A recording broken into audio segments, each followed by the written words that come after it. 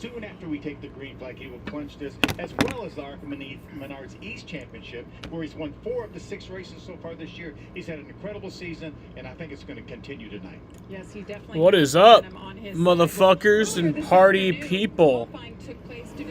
How's everybody doing today? Yeah, fuck it. I'm watching Arca.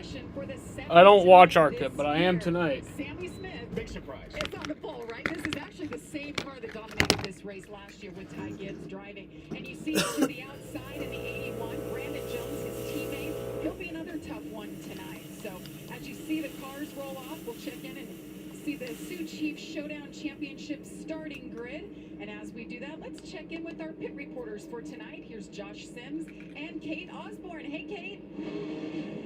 Hey, JB, when you're talking about Nick Sanchez, he's starting 8th here tonight. I asked him, what's the focus? Is it a championship or is it the win? He said, if I have a first place car, that's where I'm going to run. If I have a 3rd or 4th place car, I'll run there. But I can tell you, Yeah, Arca has a leaderboard. Short track package that we've had all season long. One thing to note, Daniel Dye, who is sitting 2nd in points, actually has been come down with flu-like symptoms over the course of the last 24 hours and has a lot that he has to work through here tonight at Bristol. Josh? Well, you know, Kate, anytime you win 75%. I said fuck it. I'm watching Arca today. One of the favorites, right? I don't know since when. All I know is that I went on Arca's website and they have a leaderboard. So. To fight for each and every one of those wins. And he also told me that this will be his first start in an Arca car here at Bristol. But he said this is a jumping off point tonight, because he said every time he's done that double duty, when he's run well in the Arca series, it's led to him running well in the Xfinity series. So in a perfect world, he gets a win here tonight that leads to another win in Xfinity later on, guys. Well, thanks, Josh. Yes, Brandon Jones certainly knows how to get the job done. Well, we'll have 4 onboards tonight, bringing you all of the action. First up is the number 1 in Jake Finch. He's carrying the General Tire onboard, making his 3rd start in the series. We're also going to ride along with Daniel Dye. As Kate said, he's a little bit under the weather, but this is the race to stop Suicide Chevrolet for GMS, and Daniel will start from the 6th spot. We've already talked about how much Sammy Smith has on the line tonight and how fast he's been, and we're going to get to watch it all right here on his Sioux Chief Showdown. Sioux Chief. The letters are tiny on your phone. We're also going to go up to the front row beside Sammy Smith, and this is Brandon Jones. We just talked about him. This is the Homeworks onboard camera starting from the outside of the front row. We'll be riding on board with them throughout the evening. Let's take a look now at our race analysis. Bill, we have 200 laps for 106.6 miles around this banked concrete oval. Yeah, we're going to have race breaks on or around laps 75 to 125. And you can change 4 tires and put fuel in as long as you're doing it. Don't do it at the same time. As long as you don't watch any NASCAR besides. And Ty Gibbs. God fucking damn it. To go until they drop the green flag. 31 cars. My bong finally broke. For the Arca Menards series.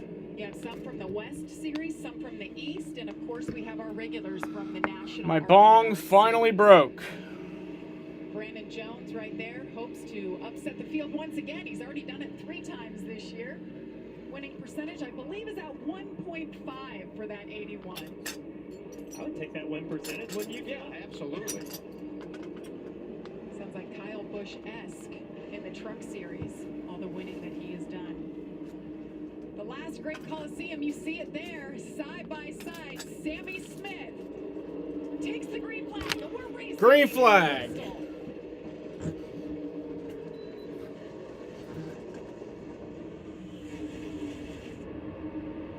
Brandon Jones did a great job holding on the outside of Sammy Smith there.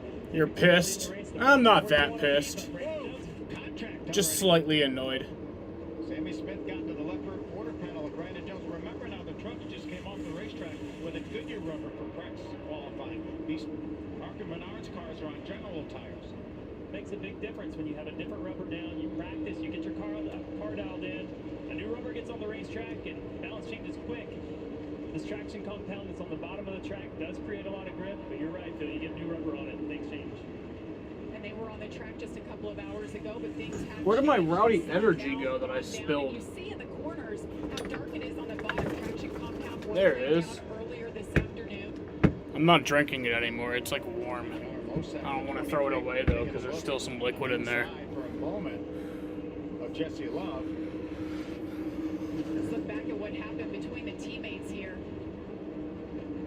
None of the truck races are on when you're watching TV. Left rear quarter panel of the 81. Looks like he got loose to me in the head and chased the car up the hill. That's why he made that contact.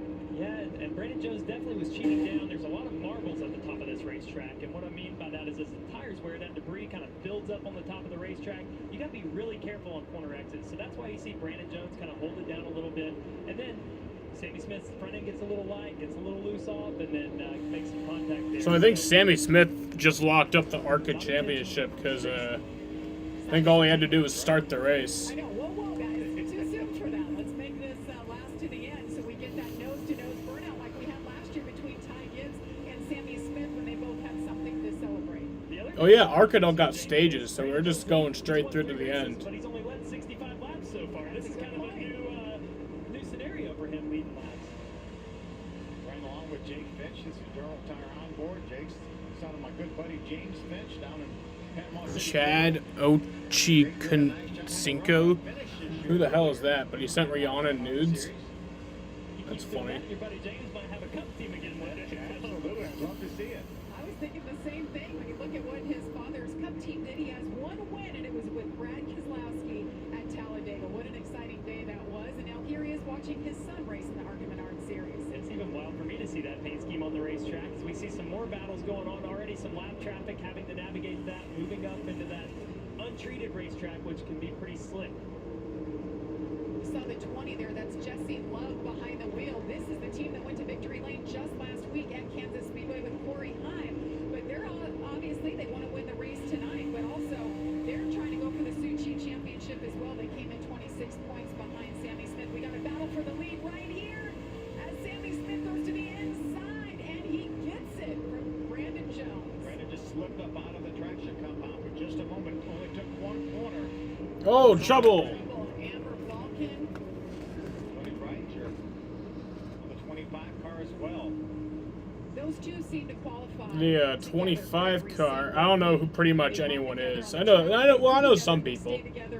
But the first incident of the day, bringing out the caution for the first time on lap 13. Isn't Daniel Dye?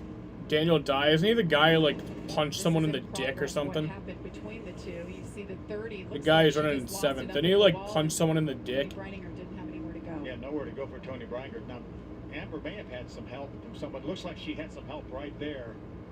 Looks like somebody got in her left rear quarter panel and turned her around. That's what caused this. So trouble early to our two regular female drivers. We'll continue here at Bristol.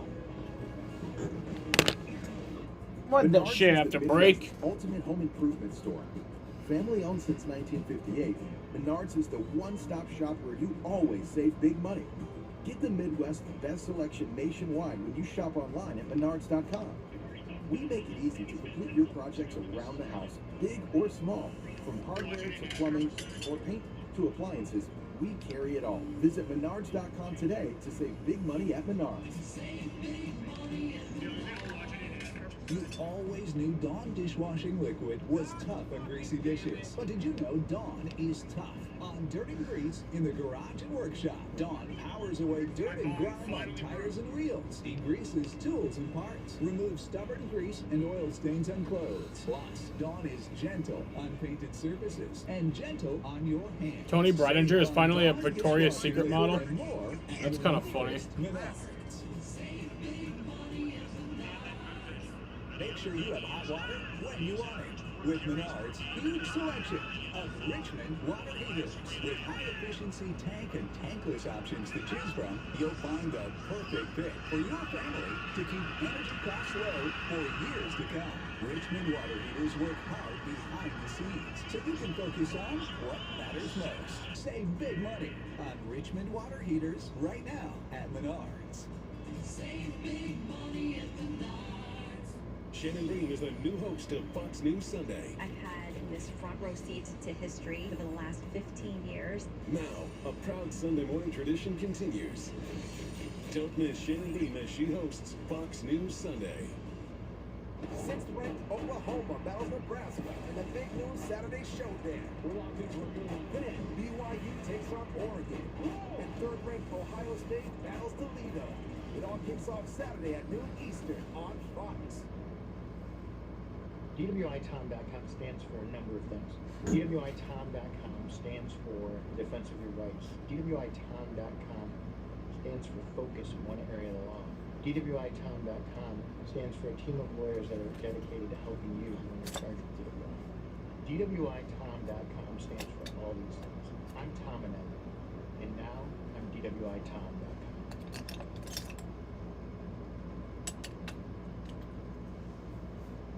Helping families through difficult times has been my family's passion for over 100 years. I'm so proud to see my son and grandson continue serving Central New York family. Providing funeral and cremation services, we will continue to work within your budget. We will create a perfect celebration of your loved one's life. I am honored to be the 5th generation. Amber Balkeen is married. I don't even know who these people are. We treat you like a member of our family. Why did you just delete his comment? That's so rude. Winval, come on, bro. Be nice. Be nice up here. Plumbing, drainage, supply, and support products. And welcome back to the Sioux Chiefs Showdown Championship. So far, Brandon Jones has led 11 laps, and Sammy Smith is your current leader. He has led 6 laps as we're under caution for the first time. Yeah, Jamie, I'd love to go back and take a look at how Sammy Smith got the lead from his kind of teammate, Brandon Jones here. This is one of the hardest things to do as a driver, but this is why Brandon Jones has a 75% win rate. He knows that the 18 is a little bit faster than him. He pulls up the racetrack, lets him have the bottom, and realizes, I'm going to take care of my tires, and I'm going to go get him later. But I'm telling you what, when you hear that spotter say, second place is coming, that's hard, but that's maturity right there. That's experience. Those are the things that maybe Sammy Smith's going to learn as he moves to the Xfinity Series. But right now, Sammy Smith doesn't care because he's really fast. And Brandon Jones is 25 years old and he's been... Someone last night muted someone in a YouTube chat for being a supposed creep. Well, you just muted someone in a YouTube chat for saying information that it's just you didn't need to do that, Winval.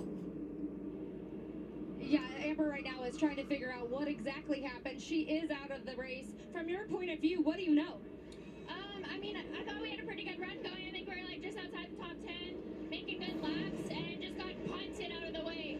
I don't know exactly who it is. I don't want to say I haven't seen the replay yet, but I'm pretty sure it's the 91. It was not the 25. Me and the 25 race each other clean every single race, so I would be very surprised if it was her. But it just sucks. Like, we had, once again, a strong run going, and someone just takes us out. It's just not fair to my guys. It's not fair to Icon Direct, my sponsor. I want to come here and, like, show what I can do, and it's hard to show what I can do when I'm getting taken out. Absolutely. JB? Thank you. Yeah, really unfortunate. She finally turned things around and finished 8th last week at Kansas. And green flag is back out. Sammy Smith leads the way on the outside.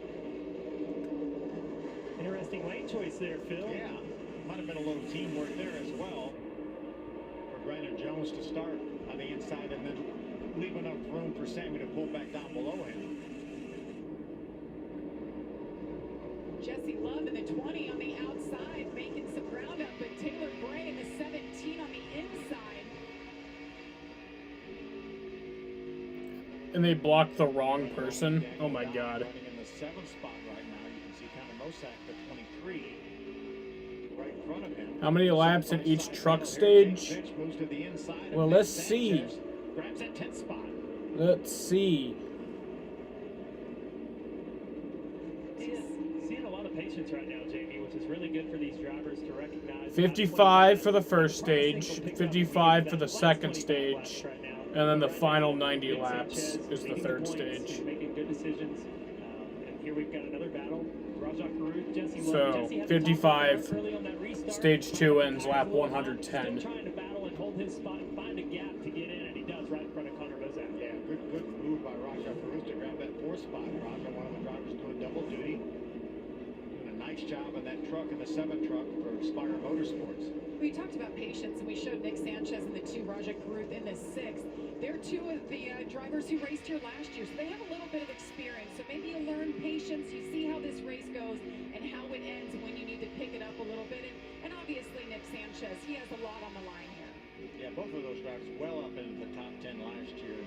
And Nick obviously has to kind of race with one eye open about the point championship. 12 points coming in over Daniel Dye. A good, considerable point lead now over Raj, as we talked about at the top of the show after his issues. But Nick's really done a great job this year.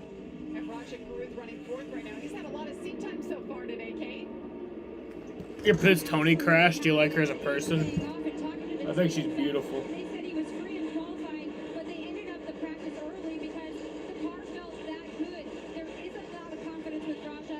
He feels good about coming here, and he told me, I'm doing that double duty, and I want to sweep it here today. All right, I like that confidence, and it sounds like they brought a great setup for both of these cars. I like that confidence too. You see Brandon Jones still trying to work that top a little bit more than anybody, and he knows that can work, and in some Xfinity races it typically moves up. You know, right now these drivers are trying to figure out their car. They think it was good in practice. Sammy Smith obviously still good right now. You see the track starting to take rubber, and their cars are going to change quite a bit at this point in the race. So they're trying to communicate with their crew chief, which is one of the hardest parts about Bristol. You've got to get on that radio, be super concise, get a lot of information in a short amount of time, and get ready for that first pit stop where you can make your car better or get it readjusted for the new conditions in this racetrack. Sammy Smith continues to lead the way. Brandon Jones, Taylor Gray, and Raja Karuth, your top four. More from Bristol after this. Your birthday's on Saturday, big old 21. You're gonna buy me some fucking alcohol? Hell, you don't even have to actually buy it. Just like, I'll give you the money and then you fucking go purchase it. Peanut butter. Success. Apply now. We still make the Everybody peanut drop a butter like cups, on the stream. The fact that this Reese's ad showed up at this exact moment proves that your devices are listening to your stomach. My active psoriatic arthritis can slow me down. Now, Skyrizi helps me get going by treating my skin and joints. Along with significantly clearer skin, Skyrizi helps me move with less joint pain, stiffness, swelling, and fatigue. And Skyrizi is just 4 doses a year after 2 starter doses. Skyrizi attaches to and reduces a source of excess inflammation that can lead to skin and joint symptoms. With Skyrizi, 90% clearer skin and less joint pain is possible. Does anyone actually watch Arca? And an increased risk of infections or lower ability to fight them may occur. Tell your doctor if you have an infection or symptoms. With Skyrizi, there's nothing like the feeling of improving my skin and joints. And that means everything. Now's the time to talk to your doctor about how Skyrizi can help treat your psoriatic arthritis so you can get going. Learn how AbbVie can help you save. Isn't it time you realized the farther you go, the better it gets? Secured a campsite that doesn't require reservations? Found out the only way to dive in is head first. And realized that even out here, you're never alone. Discover what true adventure really means with the most awarded SUV brand. Experience freedom electrified. Purchase or order a Jeep plug-in hybrid electric SUV, and you may qualify for up to a $7,500 federal tax credit. This is an SOS from Leaderboard. Everything is disappearing. Our outpost on Earth, Zepcon, is in danger. Hey, Quill, this thing is so broken.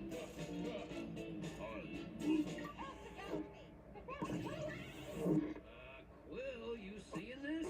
Quill! Well, you heard the lady. Get to Epcot. It's Save the Galaxy time. Again.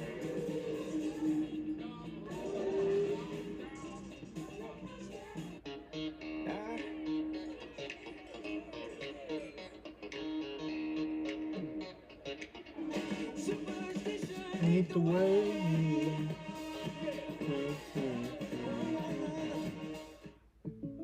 I'll admit it, I'm a bath bomb guy. Dude, you don't need to get that personal. State Farm Personal Price Plan just helps you create an affordable price. Right. I meant I'm not a bath bomb guy. Call or click to get a quote today. Like a good neighbor, State Farm is there. With Ronda Rousey off suspension and on the warpath, our Liv Morgan stays as champion number, plus a fatal 4-way tag team extravaganza. The winner gets the Usos. An all-new edition of Friday Night SmackDown, live at 8 Eastern, 7 Central, tomorrow night on Fox. And we welcome you back to Bristol Motor Speedway, working lap 45. Sammy Smith continues to lead his teammate Brandon Jones. Remember, we have a break coming up at or around lap 75 when they can take as well. But guys, right before we went to break, there's a whole gaggle of cars battling for that 6th spot. Let's take a look back at a little bit of bumper car action. Yeah, a lot of lap traffic here. You see Jesse Love obviously a little bit tentative. Connor Mosak runs in the back of him. Daniel Dye also. Connor Mosak does a great save there. Actually a second save as Daniel Dye in the 43 gets by. Right along with Daniel Dye. Watch this big slide that Connor Mosak's going to have because of that contact right there with the 12th car. That's some car control. His road course racing turning right. He was doing a lot of turning right there. I was just thinking, race's sweet move of the race perhaps, and boom, there's our graphic. This is so much fun because we get to watch all these cool moments throughout the race and decide which one is the best. And you can go online and start tomorrow morning, 9 a.m. Vote for tonight's race's sweet move of the race. So Sam, what is your new computer background going to be? Probably actually just going to be the same one. Until he wins another championship, I'm probably not going to change it.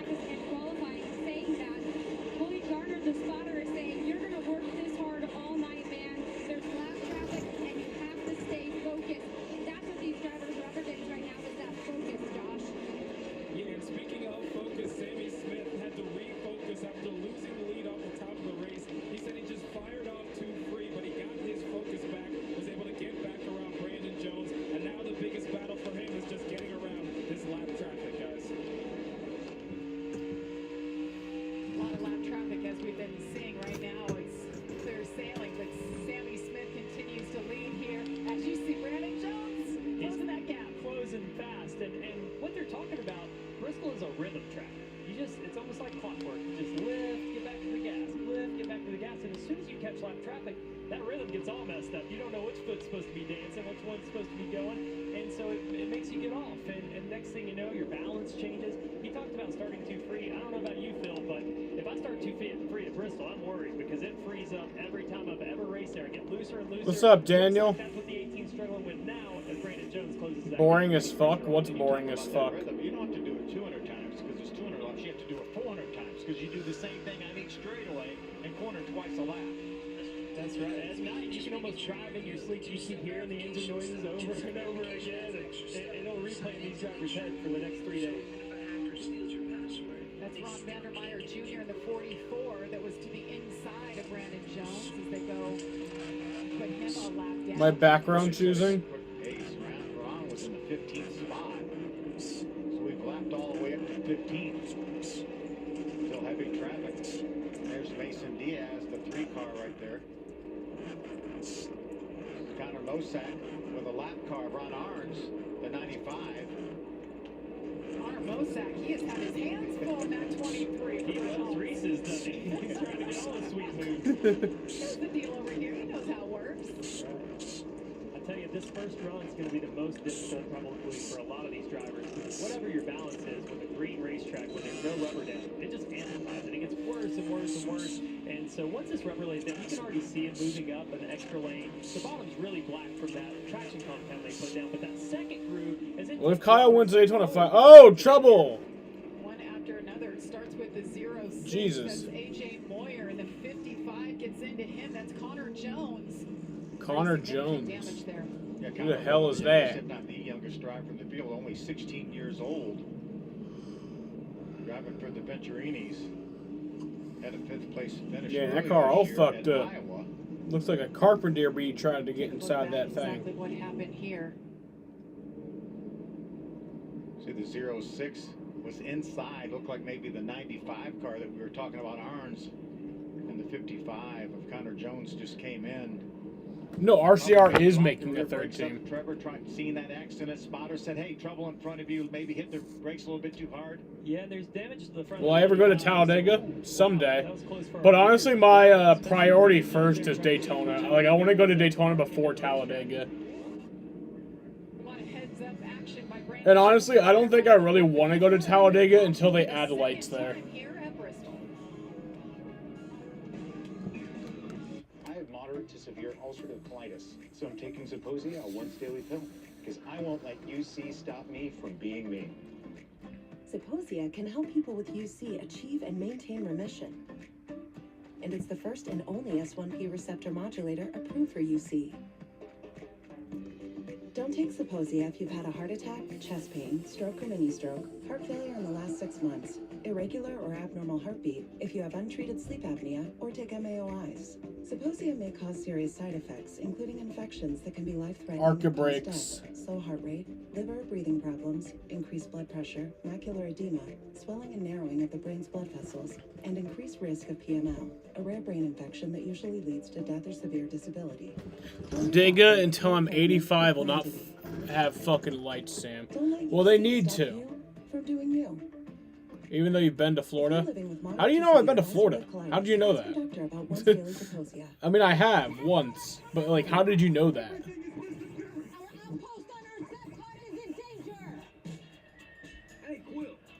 You fucking like Nardwar or some shit?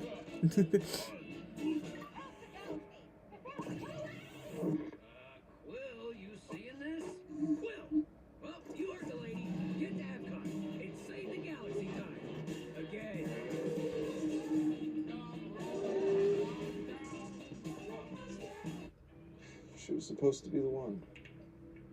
I used to believe in the one. And then I realized there's plenty of savings in the sea. What? Amazon has daily deals, so every day is a chance to meet the deal that catches your eye, that shakes your soul, that changes your... Nardwar hasn't released anything on YouTube or TikTok for a while. That sucks. I'm gonna go check on those tater tots. Learn all the ways to save with Amazon. I like to smell my beard after a really good meal. Dude, you don't need to get that personal to get the State Farm personal price plan. It just helps you create an affordable price. Like a good neighbor, State Farm is there. Call or click to get a quote today. We're celebrating 50 years of Popeye's signature chicken with a deal you'll love. Now for just $6.99, takes 50 years of crunchy, juicy chicken we've been serving since 1972. Get the 5-piece while you can for just $6.99. Love that chicken from Popeyes.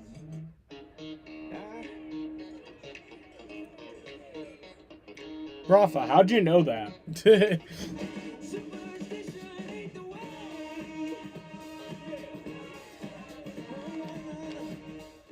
When you have auto glass damage, choose Safe Light.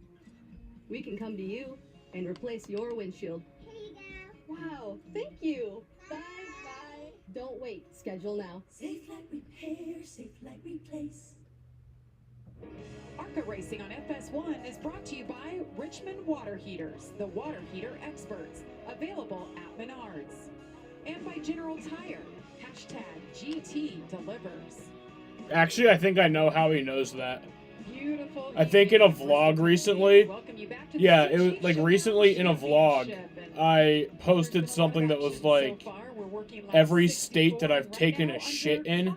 I went through all 50 of the states and like told y'all whether I took a shit in that state. And then I said I've like obviously been to Florida, so 16-year-old Connor Jones got together. We're riding on board with Sammy Smith here. That's probably how he knew that. Saw his car sideways right in the middle of the racetrack is what he saw. Right now, he sees that car sideways, and that car's coming down the racetrack. He gets to it quicker. Brandon Jones all but runs in the back of Sammy. Watch how quickly Brandon will catch Sammy. I don't know how he got stopped. I don't either, and that's...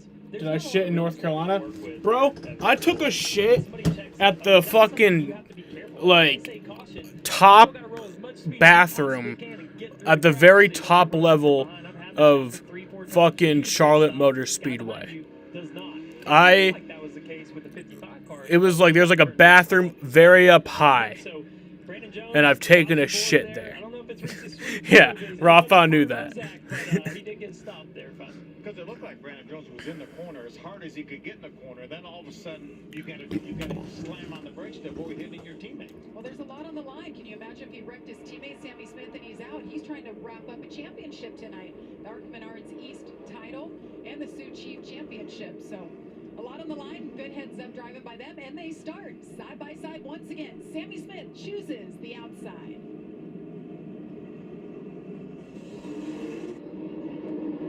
Green flag in the air. Dirt car caught fire. Case of great teamwork.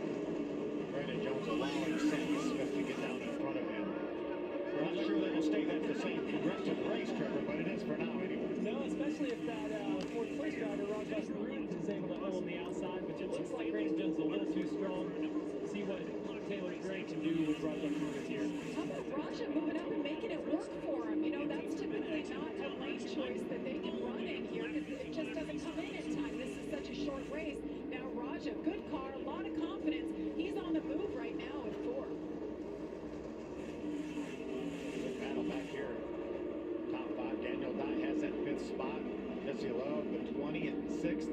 Parker Chase, first time we've talked about Parker, 15. A couple runner-ups finishes this year for Parker in that 15 car.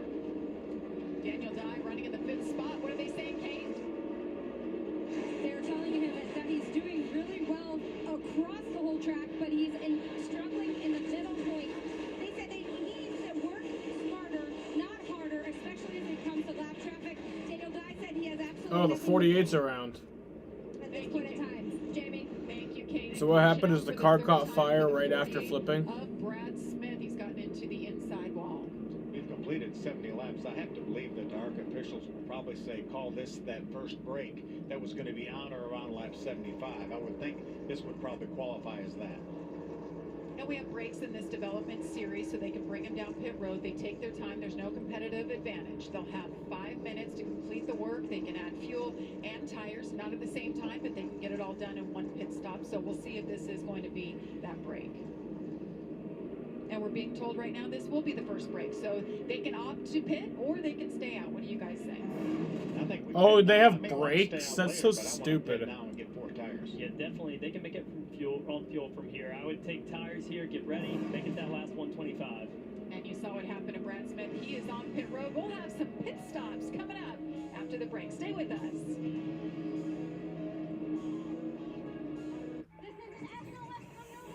They do the shitty 5-minute break. That's so stupid. So, like, they don't have stages, which is a positive, but they do this stupid fucking break thing, apparently. I don't even know how it works, but... Like, come on, y'all gotta be better than that. Like, I get it, you wanna... Like, here, the thing is they all put commercials anyway. Like, I get you want time to put commercials in, but you put commercial during the racing action anyway, so... Why? New Astapro Allergy. No allergy spray is faster. With the speed of Astapro, almost nothing can slow you down. Because Astapro starts working in 30 minutes, while other allergy sprays take hours. And Astapro is the first and only 24-hour steroid-free allergy spray. Now without a prescription. Astapro and go. The brakes are Arca's version of stages. It's literally just so they could have slot to put commercials in. That's literally the entire point of stages. If, like, NASCAR wants to act like they have the stages there to make it more, like, competitive, they don't give a fuck about that. Literally, the only reason stages exist is for a time that they can put in advertisement. So they can put a commercial break there. Which doesn't make sense because you put commercial breaks during the actual fucking racing action anyway. So why not just do what you would do anyway? Fucking stupid. Racing has always been in my blood. But that doesn't mean I didn't have to work hard.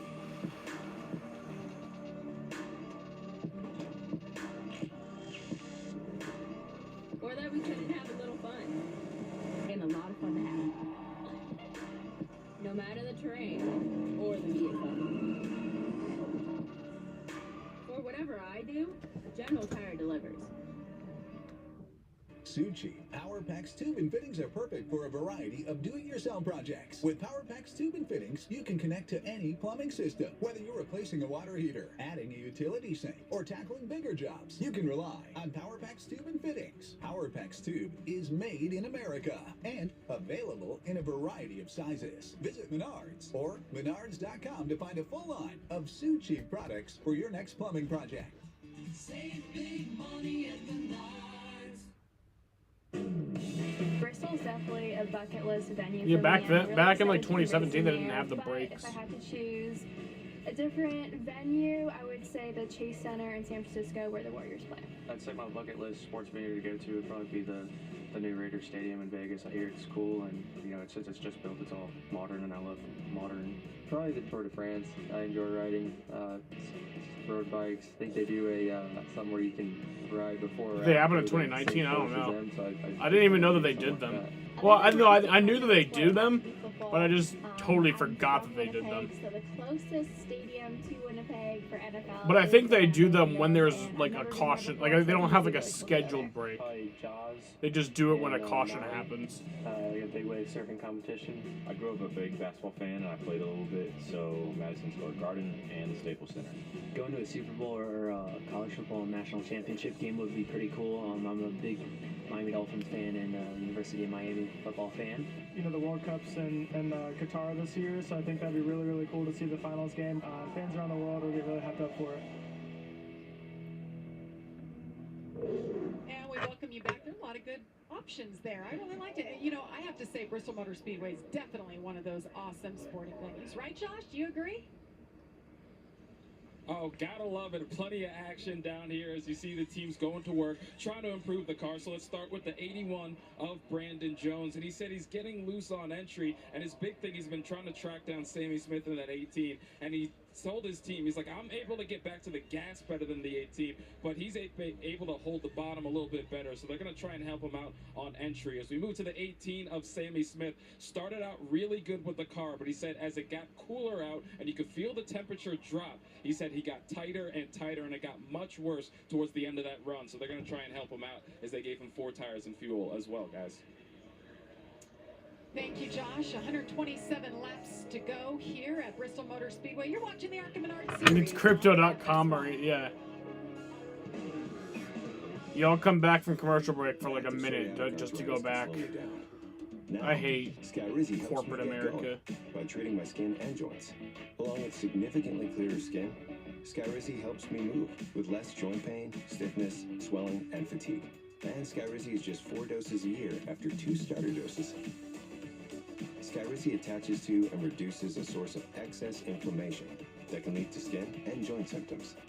With Skyrizi, 90% clearer skin and less joint pain is possible. America just adds and more Serious ads. allergic reactions and an increased risk of infections or a lower ability to fight them may occur. Tell your doctor if you have an infection or symptoms, had a vaccine, or plan to. With Skyrizi, there's nothing like the feeling of improving my skin and joints. And that means And bloatware? What the hell is that? Now's the time to talk to your doctor about how Skyrizi can help treat your psoriatic arthritis so you can get going. Learn how AppBeat can help you save. More truck owners are switching to Ram, which means more fathers are switching to Ram. Your body's changing. And more sons, more tailgaters, more tail waggers, more men with a lot of confidence. Easy. And more with not so much. Yeah, I'm not gonna fit in there. And more guys who check straps with a firm tug and say, That ain't going anywhere. are switching to Ram. Right now, during Ram Power Days, get 0% financing for 72 months on our most popular models. This is an SOS from Leaderboard. Everything is disappearing. Our outpost on our set pod is in danger. Hey, Quill, this thing is so broken.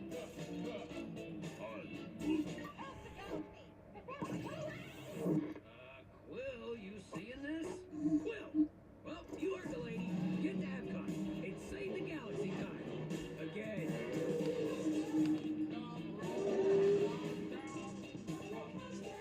At SafeLight, we take care of vehicles with the latest technology. We can replace your windshield and recalibrate your safety system.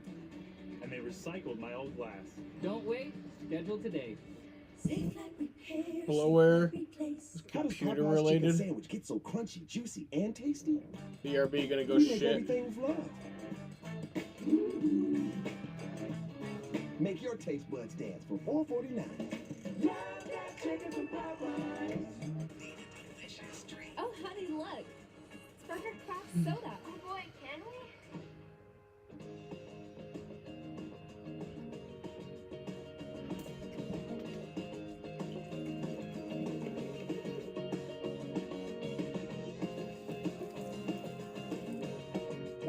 Dad, can we get all of them? Absolutely. Sprecher Craft Soda. Handcrafted, fire brewed, and made with real honey. You deserve it. Welcome back to the Bush Beans 200 Suit Sheet Showdown Championship. Some fans enjoying their time. Hey, it's a great night ahead. It's a doubleheader of racing. We got the Camping World Truck Series race coming up next. And well, I can't believe it already, but it's time for our Richmond Water Heaters mid-race recap. And it's been Sammy Smith has dominated so far, leading 63 laps. 2 lead changes, 14 cars still on the lead lap. We've had 3 cautions. Remember, last year we had 9 cautions in the 200 laps, but Sammy Smith now has led 64 laps as we continue to run under caution. Hasn't been easy. There's been some close calls up front, but they've been heads up and put on a great show so far. Let's check in one quick time with Kate. Well, the number 43 of Daniel Dye was a little snug coming across the middle. His crew chief, Chad Bryan, said, we'll give you what you need and make sure you drink some water or something because of obviously him dealing with some sickness. Well, imagine this. He needs to finish about 4.2 positions above Nick Sanchez in the following 3 races, and he knows that. He actually said, is Aaron Judge the best hitter for the Yankees? Yeah, definitely. Than Nick is. And he says, this is one of those tracks that's a lot. There is a lot Not to even a that we've been question. talking about all night long. So Daniel Dye, though he's not feeling that great, is comfortable in that car, and we'll see what he can do tonight.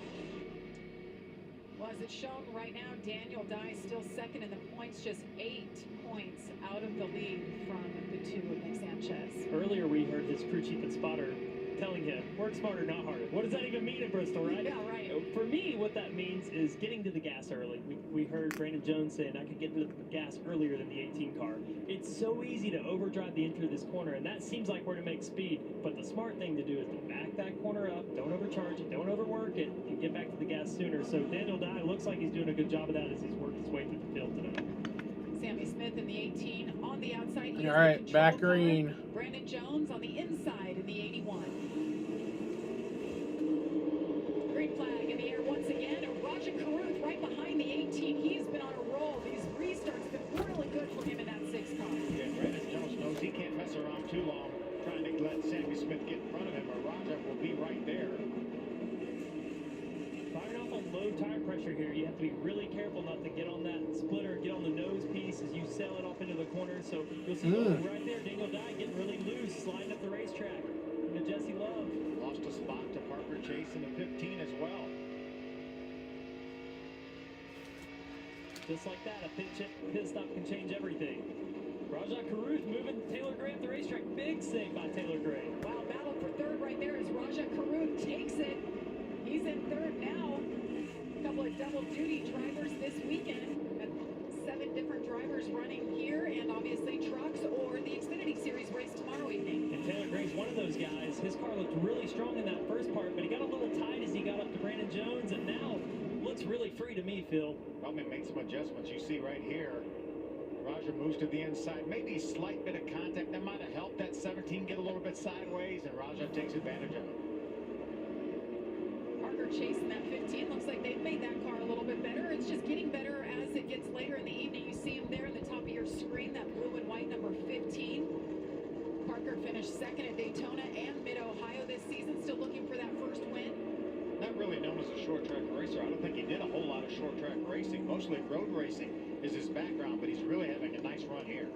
Parker Chase made the move from Texas to Charlotte earlier this season to focus on getting better on ovals, racing, and stock cars. A little bit different than the TA2 cars. Aaron Judge is funny. Yeah, he is. You know, one good thing about Bristol, though, is it creates a lot of feel in the seat. When you have that vertical load in the car and you sell it off into the corner. Well, in the last 5 years, I'd think the best hitter for the Yankees would be Stanton, but You feel the rear end stepping out. So this year it's been Judge. Right in front of the leader here. We've got the 91 car really slow there, but navigates that well for Sammy Smith, able to keep the momentum up.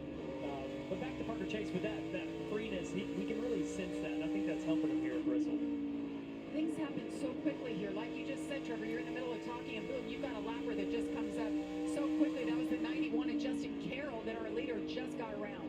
We saw that earlier when we had that incident in turn 1 and 2 when the leaders came upon that. Sammy jumped on the brakes, and Brandon Jones almost ran over Sammy.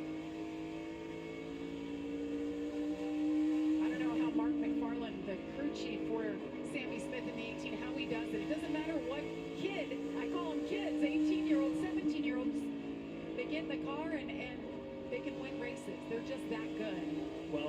McFarland's good because he's been here. I've raced against Mark McFarland here when I was 15 years old. I raced at Bristol for my first time, was leading the race, got wrecked on 15 to go while leading by a wily veteran, Bobby Gill, but Mark McFarland was in that race and he was in contention. Joey Logano was in that race as well, actually, and I raced a lot against him, and I feel like being a driver, Rodney Childers, Paul Wolf, Mark McFarland, those guys, they know what the driver's talking about. When he gets feedback, he knows what that, harsh right rear feeling is, or that stiff right front. He knows how to make those changes, even by the tone of their voice. Didn't Mark McFarland drive? Oh, someone's got an engine problem, I think. Or is that a tire rub? Shane Huffman did as well. No, that's an engine. That's an engine. The three of Mason Diaz, you see right there, he's got some issues. Smoke out of the back. A lot of smoke now. That's good. Yeah, he's got to come down pit road. Okay, what are you doing, bro? Yeah, the three of Mason Diaz has been having an issue losing power steering. They said during that last stop. Oh, that's power steering. More trouble for him as they're going to have to compensate but a power steering issue for the three. Power steering issue here there for Mason Diaz, who's driving for Willie Mullins Racing. Their first venture here, racing at Bristol Motor Speedway. But Mason himself, he's been here a few times, but tough break with the issues. I remember we were at Bristol one time for the Cup race, and Dale Sr. lost power steering. You never would have known it. I think he finished second in the race or whatever. He ran the last half of the race. Is there raindrops that I'm seeing? That his steering box was a little bit slower than these today. These Am I just 10-to-1 fucking ratios. I'm hoping he stupid? had like an 18-to-1. Otherwise, that would have been a 16-to-1. 16-to-1. Okay, perfect. Yeah. Now with these 8 or 10-to-1 steering boxes, you'd have to be Hercules to drive one of these without power steering. Sometimes I think I see raindrops on the windshields, and The box we had back then was a 16-to-1. Wow. But that just looks a lot like raindrops. Top two in points now. Nose to tail the 43 of Daniel Dye trying to hold off the two of Nick Sanchez, who's just behind him as they work lap traffic. Yeah, I think Nick was able to make his car a little bit better during this break. Yeah, I think Sammy Smith wins both races tonight. I think he wins That first break. this race, and I think he wins the truck race. And I think tonight is actually his first truck race, if I'm not I will say mistaken. though, Daniel Dye came to life early or late in the last run, so I'm sure he's hoping these tires wear about the same and he can start moving forward as these laps tick away. These two running 7th and 8th right now. Jesse Love in the 20 just ahead of him. Yep, tonight is his first truck race. That 18 of Sammy Smith has been so hard to beat so far. Halfway through this race, we've got 100 laps to go.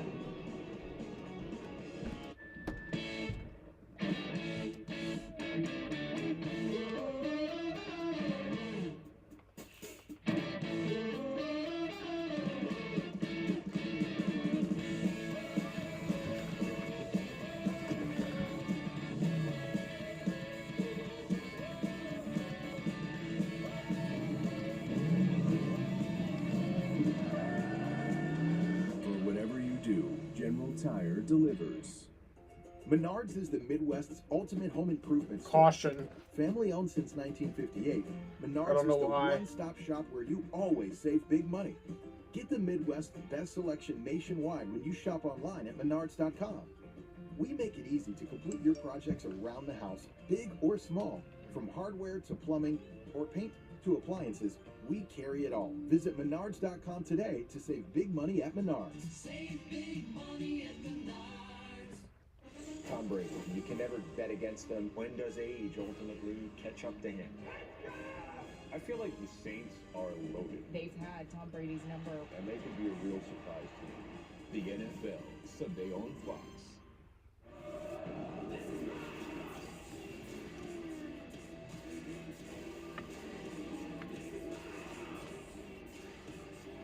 The NHL Rally Countdown to the Championship, Reading, Sunday on Fox.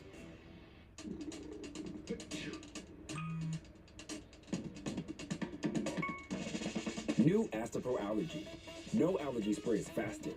With the speed of Astapro, almost nothing can slow you down. Because Astapro starts working in 30 minutes, while other allergy sprays take hours. And Astapro Christian is Rose 24-hour steroid-free allergy spray. Now without a prescription. Astapro and go. This is SOS from Leaderboard. Everything is disappearing. Our outpost on Earth, Zapcon, is in is so broken.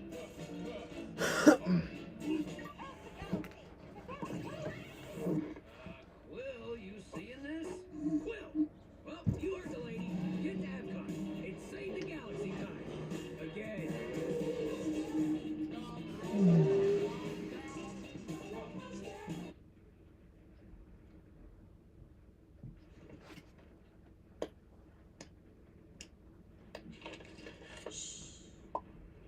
Buy one favorite like a quarter-pounder and get another for just $1. Right now at McDonald's. I'll admit it, I'm a bath bomb guy. Dude, you don't need to get that personal. State Farm Personal Price Plan just helps you create an affordable price. Right. I mean, I'm not a bath bomb guy. Call or click to get a quote today. Like a good neighbor, State Farm is there. Tonight on FS1, the NASCAR Camping World Truck Series takes over right here in Bristol as the playoff round of 8 kicks off. Race day is next at 8:30 p.m. Eastern, followed by the race at 9. That's all on FS1, so stay up late with us. This is a rare Thursday night. We're bringing you lots of racing action. Well, we are under caution for the 4th time, and this is why. It was a battle for the 16th spot. See the 15 of Parker Chase, the 42 of Christian Rose get together. Christian Rose now on pit road. The apron does not have a lot of grip, Jamie.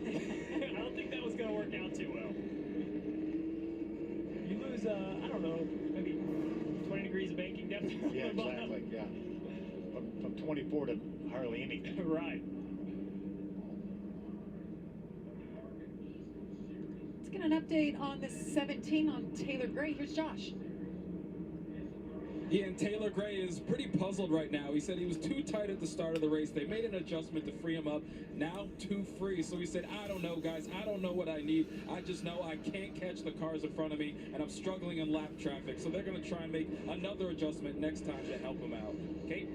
Josh, another driver who's a little puzzled right now is Raja Carruth. He felt like he just got blocked, and he came on the radio and said, Chris Lambert, can you go ahead and let them know that I don't want to get blocked? I do not like blockers. Lambert came back on the radio and said, Nick, he apologized. He said he knows he does that, and Raja continued to say, he's smart. We just need to take care of both of us. One of the conversations Raja and I had earlier is the importance of spotters here, Trevor, and why that trust is essential on a track like Bristol. Why is it? Well, you've got to trust them everywhere, but at Bristol, you want a really good spotter that can call things quick, be concise. That word concise is brought up so many times in the pre-race meetings for Bristol because it's got to be quick, really valuable information from that spotter. Sounds like a television meeting. And green flag in the air once again. Great start by the 18 of Sammy Smith. 81 of Brandon Jones slides into second. Taylor Gray, they just heard him talking about the handling has gone away a little bit on that 17. Yeah, Raja restarted on the inside, Taylor Gray on the outside. Taylor's done a good job hanging with Raja there, but Raja's in the preferred line, but Taylor really drives it hard down in the corner, but he's going to pay for it in the middle. Right now, these drivers don't have a lot of options. There's not a lot of tools. If this were an Xfinity or Cup race, if you're loose, you move up to the very top, it tightens the car up instantly. Right now, when it's on the bottom, you got what you got. You got to make the most of it, make speed. Taylor Gray's doing a nice job of that right now, though. Really tight on Raja's door, trying to get any traction he can down near that grip strip. Really good battle here for third. Raja Carruth gets sideways, loses the spot, he loses another one to Jesse Love, goes by. You wonder how close you can get to somebody's door? That was the limit right there. That's as close as you can get. I was just about to say what a great clean battle side by side, but somebody had to give, and the 6th gave up and lost another position now. So Raja gone back. He's gone from 3rd to 6th, just like that. Look how good a bite he got through the center and off the corner. That car is way better than the position he's running in right now as we watch Daniel Dye try to get by the 2 of Sanchez again. This is the battle of the points for the Arca Menard Series Championship. You've got the 43, Daniel Dye, holding off the point leader coming into this race, Nick Sanchez. See a new face in the 51, Andres Perez Delara. Mexico City, he actually graduated from the NASCAR Drive for Diversity program. He's won some championships down there in the NASCAR Truck Series.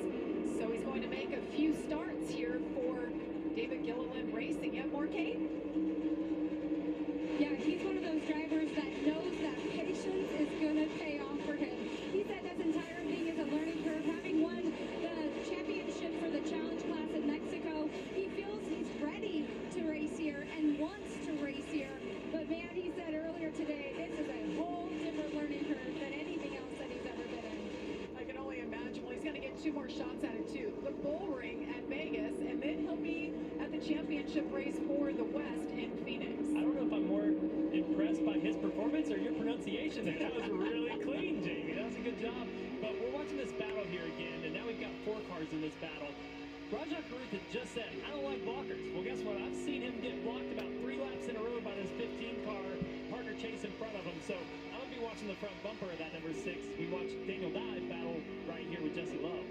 I like Parker Chase, though. He's like take no prisoners kind of guy. You guys remember at Mid-Ohio, I think he had 2 or 3 drivers pretty upset with him, and he doesn't care. He's here to win races. So I'm not here to make friends. That's right. He's not making one right now. Raja Karuth is not liking the blocks on corner entry, but you know, if you stay disciplined, you mentioned earlier his bite on exit. He's got a really good car. He's able to stay lower than Parker Chase on exit for most of these corners. If he can keep his cool, eventually he's going to get by that 15. Daniel Dye now tries to get underneath the 20 of Jesse Love. He's going to grab that spot and move Daniel Dye now up to 6th. Nick Sanchez was hoping to stay close to that 43's bumper and pick off the 20 as well. Every car that goes between these 2 drivers matters in this championship right now. Getting close to that break again. We've completed 120 laps. The break will be on or around lap 125. Caution is out now. It's a little early for the break. Oh, trouble. Ooh, Taylor Gray involved in that. Taylor Gray. Taylor Gray, you see Christian Rose has He was doing really good tonight. happened to him, and I believe that was the 01 of Stephanie Moyer. That was stopped in the middle of the racetrack. Let's see if Taylor can just let off the brake and push the clutch in, drive down that corner. Make sure that car will refire. He's still on the lead lap right now. As you see all the damage to Christian Rose's car. He's going to give up a lot of track position there. Was running 3rd. I didn't see a ton of damage on the right side, but we haven't had a clean view of the left side yet. We'll see how bad it is. Certainly a lot of damage there. Can I be honest? Cool Math Games kind of With the sucks. damage to the 2 cars that we've just looked at, the 42 There's like one, I've got a many other feeling websites that has Taylor Gray like cooler was games. trying to get by this as they collided.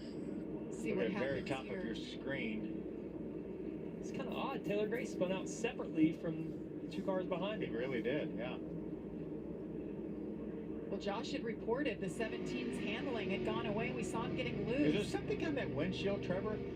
You know, I thought that earlier when we saw the power steering go out on the 48 car earlier, and now we've got fluid for sure down, but I think that's from the crash. Yeah. Well, we're under caution for the 5th time this evening. We have 78 laps to go. Yeah, I heard that his DQ got overturned. Suchi. Power Packs Tube and Fittings are perfect for a variety of do-it-yourself projects. With Power Packs Tube and Fittings, you can connect to any plumbing system, whether you're replacing a water heater, Don't diss Cool Math Games. or tackling bigger jobs. I'm just saying, like, there's a lot of games that are pretty much exactly like Cool Math Games. They just have cooler games. Visit Menards or Menards.com to find a full line of Suchi products for your next plumbing project. Save big money at Menards. Make sure you have hot water when you want it. With Menards' huge selection of Richmond water heaters. With high-efficiency tank and tankless options to choose from, you'll find the perfect fit for your family to keep energy costs low for years to come. Richmond water heaters work hard behind the scenes, so you can focus on what matters most. Save big money on Richmond water heaters right now at Menards. Save big money at Menards. Start Saturday strong with Big Noon Saturday on Fox. Dylan Gabriel and Oklahoma face off against their historic rival Nebraska. Yeah, the Arca flag thing is all fucked up on their website. So, my lights are the actual flag. If the oral treatment is right for you. Oral treatments can be taken at home and must be taken within 5 days from when symptoms first appear. If you have symptoms of COVID-19, even if they're mild, don't wait. Get tested quickly. If you test positive and are at high risk for severe disease, act fast. Ask if an oral treatment is right for you. COVID-19 moves fast, and now you can too. And Doug. It's nice to unwind after a long week of telling people how Liberty Mutual customizes your car insurance so you only pay for what you need. Shoot. Woo! I'm on fire tonight. Yes! Lulu, you're a natural. We're not counting that. Only pay for what you need. Liberty, liberty, liberty, liberty. Got our favorites. Chicken McNuggets. Let me guess, a Big Mac? What's that? Where's my McNugget, Dad? What McNugget? I can literally see it. Buy one favorite like 10-piece McNuggets and get another for just $1. Right now at McDonald's.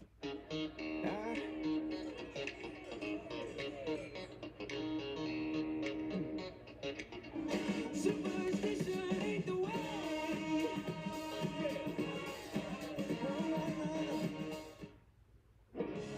Arca Racing on FS1 is brought to you by Reese's. Reese's Peanut Butter Cups. Reese's, not sorry. And by Sprecher, Fire Brewed Craft Soda, the official craft soda of Arca. We welcome you back to Bristol Motor Speedway, the legendary racetrack. Opened in 1961, and wow, it is so rich in history. Bristol Motor Speedway has a rich racing history and has earned itself the nickname the last great Coliseum. In 1982, Phil Parsons won the first NASCAR Xfinity Series race. Since opening in 1961, other legends have found success on. Oh, apparently they weren't. Roberts, Richard Petty, Bobby Allison, Cale Yarborough, Benny Parsons, Darrell Waltrip, Dale Earnhardt, and Jeff Gordon are just a few of the names that won Cup Series races here. Tonight, the Arca Menard Series races in Bristol for just the 3rd time. But whether it's big wrecks, close finishes, or even punches thrown, Bristol Motor Speedway never disappoints. Dale Sr., Jeff Gordon, and our own Phil Parsons. I'm not sure I deserve to be in that other class. But Bro, Greg Maddox 75, 76 pitch complete game is fake. Darrell Waltrip, 7 wins in a row. That was incredible. All that Rusty Walls has done, all that Kyle Busch has done. Look, he has a fan. Gonna put the Chargers in Seems like now. he had a lot of fans this week. It's been interesting for sure. All the big news around Kyle Busch going to Richard Childress Racing next year. He didn't always pitch to contact. Well, we're under caution for the 5th time. They will bring him down pit road if they opt to for pit stops after this. Pitch complete game in 1997. That's impossible. Suchi. PowerPack's tube and fittings are perfect for a variety of do-it-yourself projects. With PowerPack's tube and fittings, you can connect to any plumbing system. Whether you're replacing a water heater, adding a utility sink, or tackling bigger jobs, you can rely on PowerPack's tube and fittings. PowerPack's tube is made in America and available in a variety of sizes. Visit Menards or Menards.com to find a full line of Suchi products for your next plumbing project.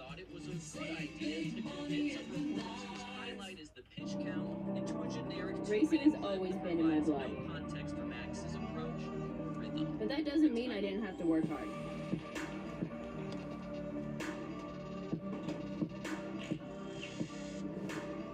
Or that we couldn't have a little fun. And a lot of fun to have.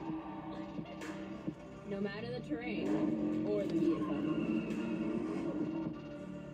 For whatever I do, General's hired to love it.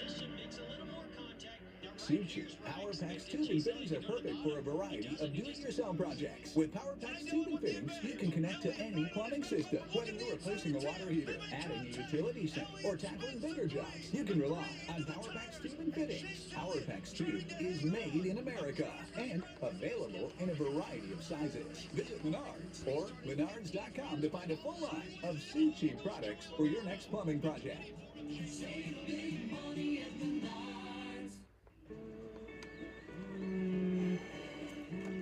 You know, it says out of workshop for a reason. So sorry to bother you, boss, but they moved the World Cup To the holidays?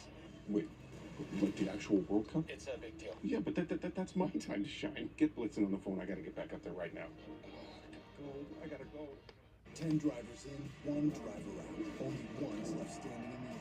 I am the NASCAR Camping World Truck Series playoffs. I am NASCAR.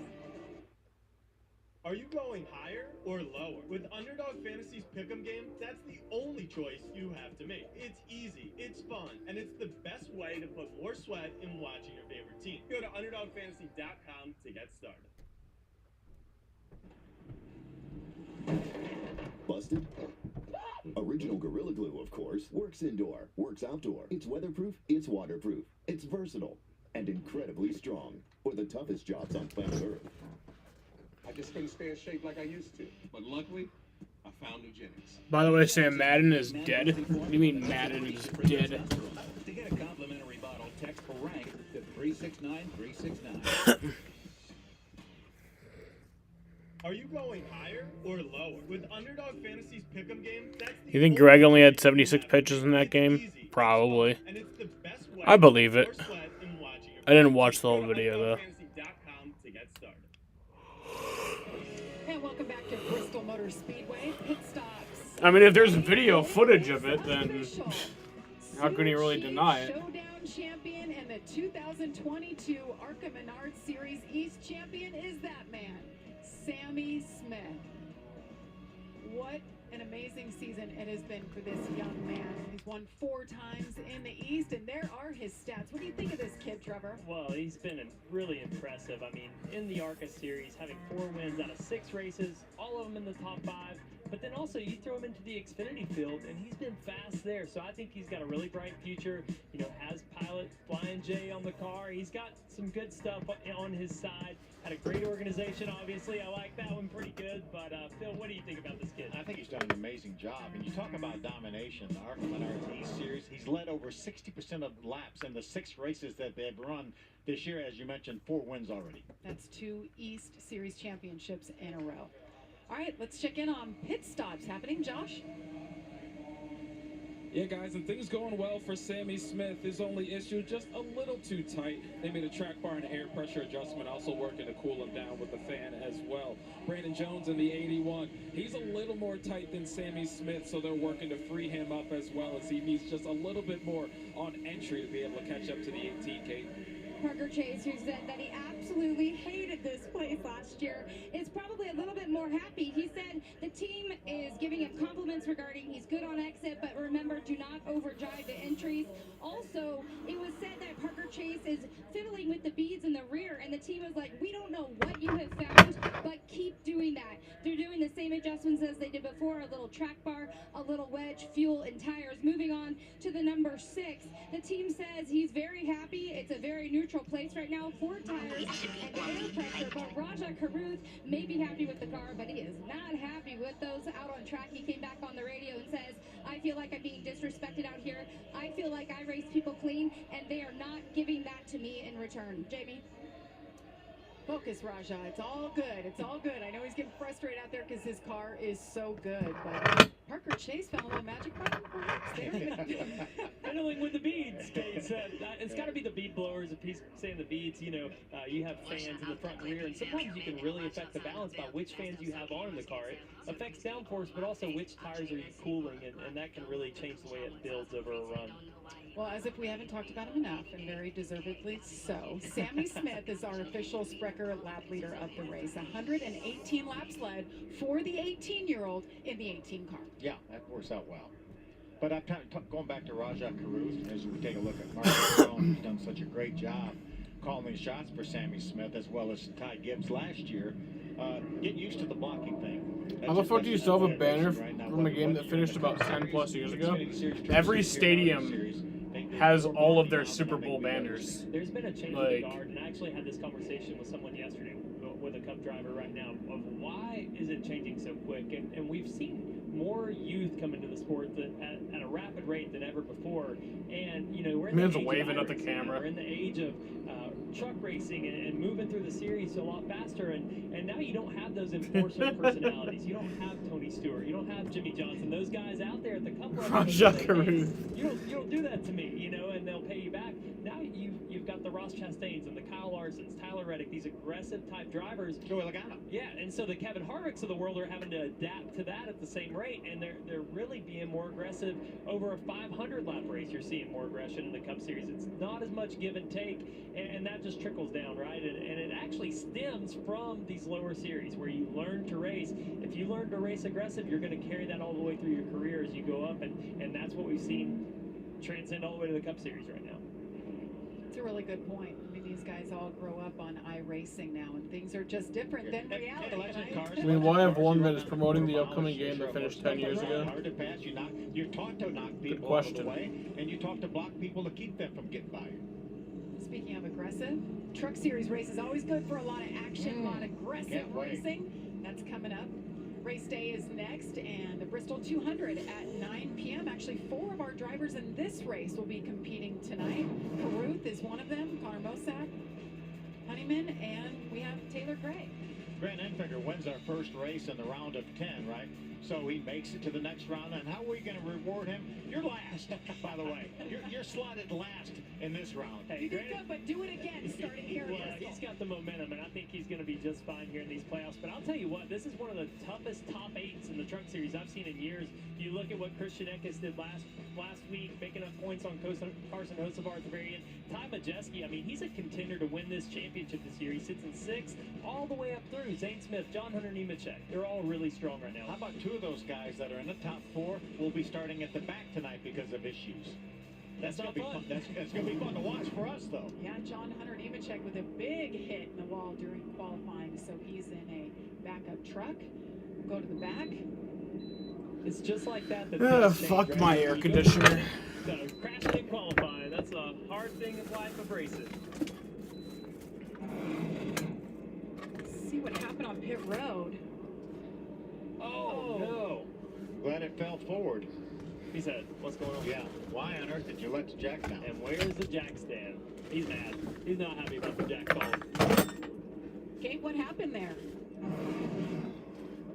Apparently, with Nick Sanchez, they were trying to get that shock put back on. As you can see, the crew was under the hood, or was under the car, and the team had said something that gave Nick the indication that they said go, which obviously wasn't the case. Of course, the crewman just came out. He said he was okay, and he did get a chance to remove his arm. But imagine that in that driver's seat right now with Nick Sanchez. Yeah, a little miscommunication there. That could have been really bad. So that is our championship leader, Nick Sanchez. Just a 3-point advantage as it runs right now. And the 43, you see him back there in 5th, is the one trying to change things tonight. He is trying to change things, and this is the point for a driver where you have what you have. There are going to be no more adjustments, no more pit stops for the guys that are going to be up front and contingent for this race. So now's the time to be quiet, hunker down, and go get this thing. Remember, all the way to back, because he was late on pit road is what we're hearing.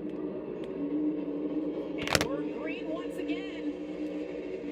Sammy Smith leads the way, but Roger Caruth once again has learned from multiple restarts tonight. Something is wrong, though, with the 43 drops to the inside. And you see Nick Sanchez, who had to start in the back because he was late leaving pit road. He had only 5 minutes to work on those cars. He works his way now through the lap traffic. A lot of stuff happening all of a sudden here. We had 3 things at one time going on. Nick Sanchez, but then you got Rajat Caruth making his way to 2nd. He was able to hold off Brandon Jones on the top, and now he's putting Sammy Smith under attack. I think Daniel Dye now is back up to speed, but he lost several positions in the meantime. You got to wonder if there's an accordion effect at the restart or the engine stumble, but good to see him back up and running. Here we go. Let's take a look. And see yeah, that is weird, actually. In line on the inside. Accordion effect checks up, and then the engine looks like it stumbles with He either stumbled or missed a gear. Maybe he missed high gear going to the 3-4 shift. chasing here.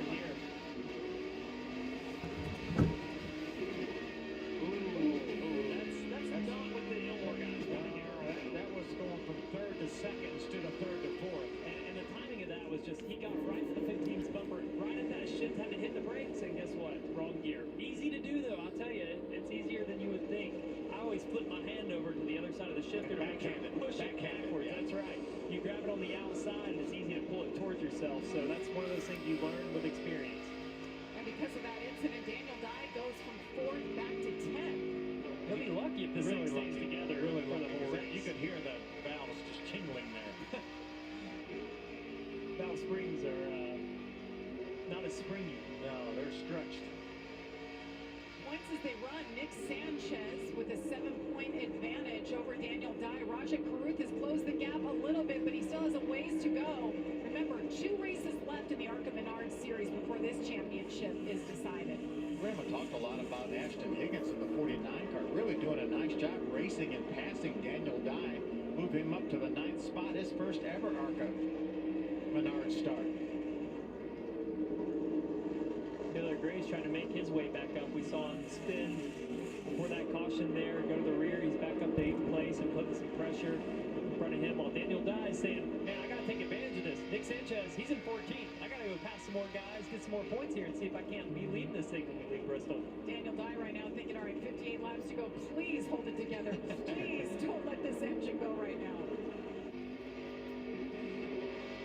Up front, Sammy Smith made an adjustment. Brandon Jones, we heard they made an adjustment as well. And it sounded like Raja was pretty happy with the car. Say so. He's keeping a really tight gap there, less than a second to your leader, Sammy Smith. As Higgins goes by Connor Mozak, Connor seems to be dropping pretty quick here. I don't think he's liking the adjustments that they made right now, Phil. No, and that's what he's got too. He can't come in on a subsequent pit stop if the caution were to come out, but he can't change tires. They can adjust on the car if they need to get the opportunity. That is not where Sammy Smith thought the 60 was going, and he ended up on the apron. That's made me get my heart rate up. What's up, RJ? How's it going? Almost a full second ahead of Raja. We'll see now 3/10 of a second ahead of me. Lost over half a second. Close that gap to 20 there. Jesse Love in the 5th spot. 51 car really doing a nice job, Andres. I was just going to say that. Andres Perez Delara making his debut in the series, just working his way up there. You just like saying that, Jamie. Let's be honest. I've been practicing in the bathroom in the mirror. And do a great job. Do a great job with it. I'm not going to attempt that for you. Sorry. I've taken some Spanish courses, but I'm not that confident yet. I'm going with Andres. I can go with it. Ooh, Caution. Caution out for the 6th time. The 11's around. The 11, Zachary Tinkle with an Tinkle? That's really his The name? leader go by right there. Don't see any damage. Flaps or the hood flaps are up. He was multiple laps down, 8 laps down to be exact, when that incident happened. Zachary's best finish of the year came the first Kansas race. Matched his car number, finished 11th. Just going to avoid the inside pit wall. That could have been a very long caution cleaning up a beach had he hit those barriers there. Yeah, or if he would have slid up any more up the racetrack. He didn't really hold the brake, it didn't seem like. He left one lane up there for the cars to get by. So Zachary Tinkle gets it going straight again. Sammy Smith, though, it's been all about him. Like 139 laps. Can he hang on to the finish? Oh, honey, look. It's Burger Craft Soda. Oh, boy, can we?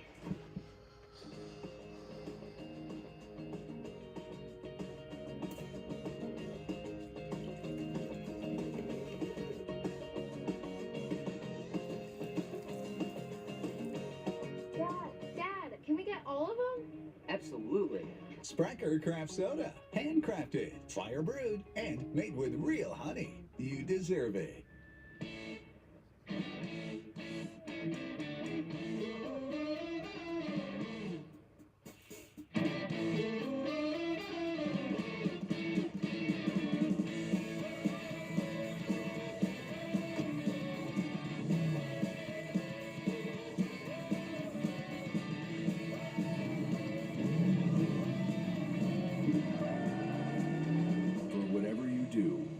Tire delivers. You always knew Dawn dishwashing liquid was tough on greasy dishes. But did you know Dawn is tough on dirt and grease in the garage and workshop? Dawn powers away dirt and grime on tires and wheels. greases tools and parts, removes stubborn grease and oil stains on clothes. Plus, Dawn is gentle that dog on is basic cute. surfaces and gentle on your hands. Save on Dawn dishwashing liquid and more at your nearest Menards. Save big money at Menards. You've got Verizon Home Internet. Now, we're making it even easier for you to save more with Mobile Plus Home Discount. Fios customers can get 5G Unlimited, starting at $25 per line per month for 4 lines. Start saving now with Mobile Plus Home Discount. So game more, watch more, and save more. Switch now. Add Verizon Wireless and add up your savings. Only on Verizon. Stay. We are so sorry. We hope you'll have us over again. He's in training. Oh, if I weren't earning 2% cash back right now, you'd be in so much trouble. Are you serious? Again, my apologies. Got myself a pair too. The Wells Fargo Active Cash Visa card. That's real life ready. NFL Plus is how I football. This is live, local, and primetime games on your phone or tablet. This is how you football. NFL Plus. Start your free trial today. Welcome back to the Sioux Chief Showdown Championship. Beautiful evening here in Bristol. We're under caution for the 6th time this evening. One driver we've talked quite a bit about is the 43 of Daniel Dye, running 9th right now. He is our Bounty Rookie Spotlight this evening. Yeah, what a great job he's done this year. The last 11 races, his worst finish is 8th. He's led 224 laps this year. Now, as opposed to Nick Sanchez and Taylor Gray, who each have 3 wins apiece, combined they've led 225 laps. So just one more lap than Daniel Dye, but he knocked on the door. Berlin, he was dominating, had trouble in the last 10 laps. Sammy Smith was able to get by him to get the win, but great year for him, and certainly has a shot at this championship. There's a spider. Mr. Spider, I don't want to kill you because I don't like killing spiders, but I also just wish you would leave. You know what, I'll let you explore my desk. Is this a gamble right here, Trevor? It is. Sammy Smith taking the top. He doesn't have the teammate on the bottom lane now, so now he's choosing that lane out of choice, right? He thinks it's the better lane. See if it works out. Sammy Smith. Raja Karuth on the inside. He's vulnerable if Raja gets loose underneath him. Well, he's vulnerable anyways. He let the 6 get the jump there in that corner. He's going to have to stay tight on his door. Not wreck himself. Ooh, nice exit there. That was risky. I don't know if he'll take the top again if that happens. That was I sure would. losing the lead. Trevor Bain over here just wiggling in his chair. Couldn't believe that call. But it worked out. It did work out. He's Brandon Jones is about to put some pressure on the 6 car here. That air, you know, when you pack air like that on the left rear, it's so hard to hang on to it. Rajak Farouk did a great job there. That's going to be how Brandon Jones gets by him if he's able to. He's got to drive in, get to the left rear, move him up the track, and get that pass complete. But it looks like Raj's a little better right now. Yeah, Brandon knows there's only 40 laps, a little over 40 laps left in this race, and they go by so fast when you're lapping at 15 and a half seconds. So Brandon Jones is not riding right here at all. Sammy Smith up front there in the 18 has dominated tonight. 3-time winner in the Arca Menard Series this season. The 81 is teammate Brandon Jones. He's won 3 times. Raja Karuth right in the middle of the two, trying to get his first win of the year.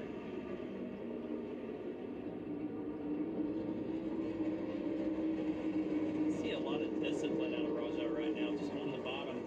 As we look back here at Parker Chase and Taylor Gray, Taylor's been moving up the racetrack some. You know, he talked about battle and handling, and he's just trying to search and find any kind of grip he can. And here comes Daniel Dye looking inside of Jesse Love, trying to get those points we've been talking about. We mentioned Taylor Gray. We just saw him around sideways. I like spiders. Yeah, I don't kill spiders anymore, bro. Like, I don't kill much any bugs anymore. I just don't see the point in doing it. And part of me, like, I feel kind of bad when I do it, because it's like, they're an animal, too. But, like, I mean, like, I'll kill, like, if a fucking spider is on me, yeah, you're dead. I'm gonna fucking smack you. But he's going to get by.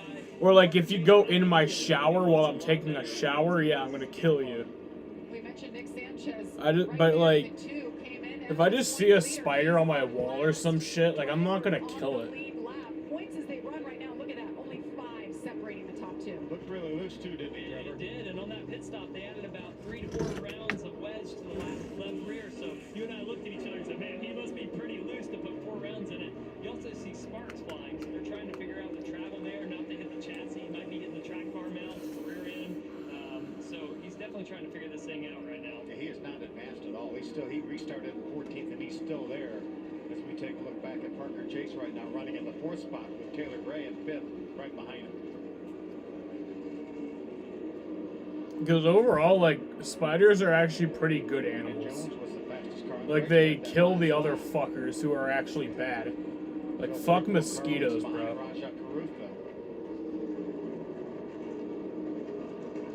Sammy Smith has just been unbelievable. Just like his buddy, Ty Gibbs was 1 year ago.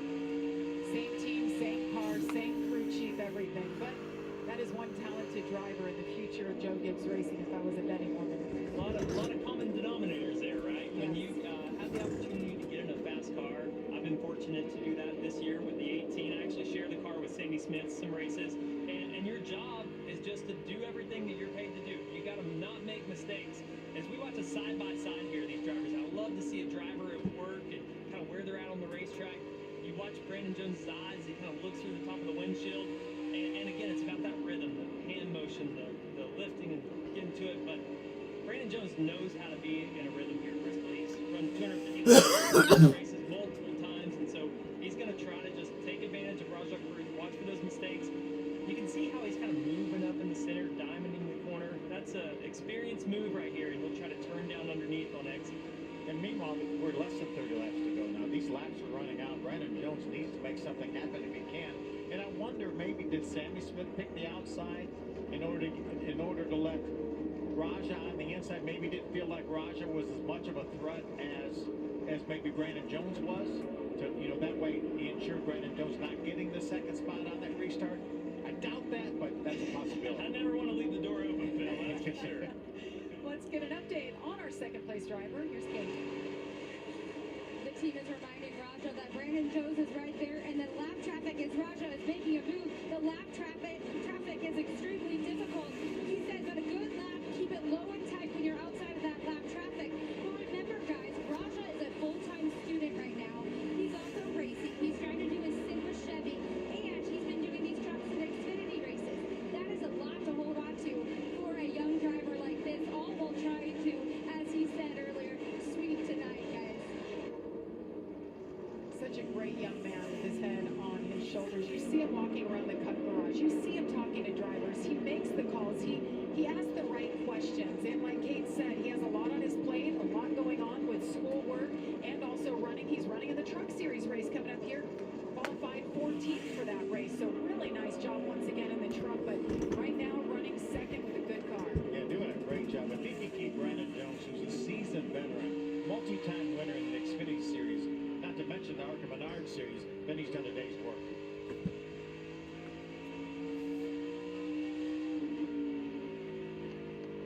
He's doing a nice job right now holding out Brandon Jones, but we've seen this story before with Brandon. He is the most patient driver. He watches, he lurks, and when it's time to strike, he goes. And that's why he has 3 wins out of 4 races, and he hasn't led a whole lot of laps for 3 wins. Well, for sure, and if you were able to watch the race last time on Fox with us, you would have seen Watkins Glen where he lurked, as you talked about, in 3rd place with Taylor Gray and Sammy Smith. They got together and he wins the race, and I can see him doing that tonight. But right now, he's going to be on charge. 21 to go, and the 81, Brandon Jones says, excuse me, coming through, my car's better. If he was saving anything, he's not anymore, and already pulls a big gap to Rajah Carew. It's go time, Phil. And I love the fact that he didn't rough up Rajah. I mean, he could have bumped him out of the way very easily, but he knows that Rajah's racing for a championship, and he didn't do that. He waited for his opportunity, got a great run, got underneath him, and now he's driving away. But in the meantime, Sammy's pulled up to almost a 3-second lead over Grant. Yeah, 3-second lead. If he's going to catch him here, the crew chief's doing math, saying, hey, man, you got to be 2/10 a lap faster than him if you're going to go get him. And I don't know if that's the right math. I got to do it real quick. I'm not that fast.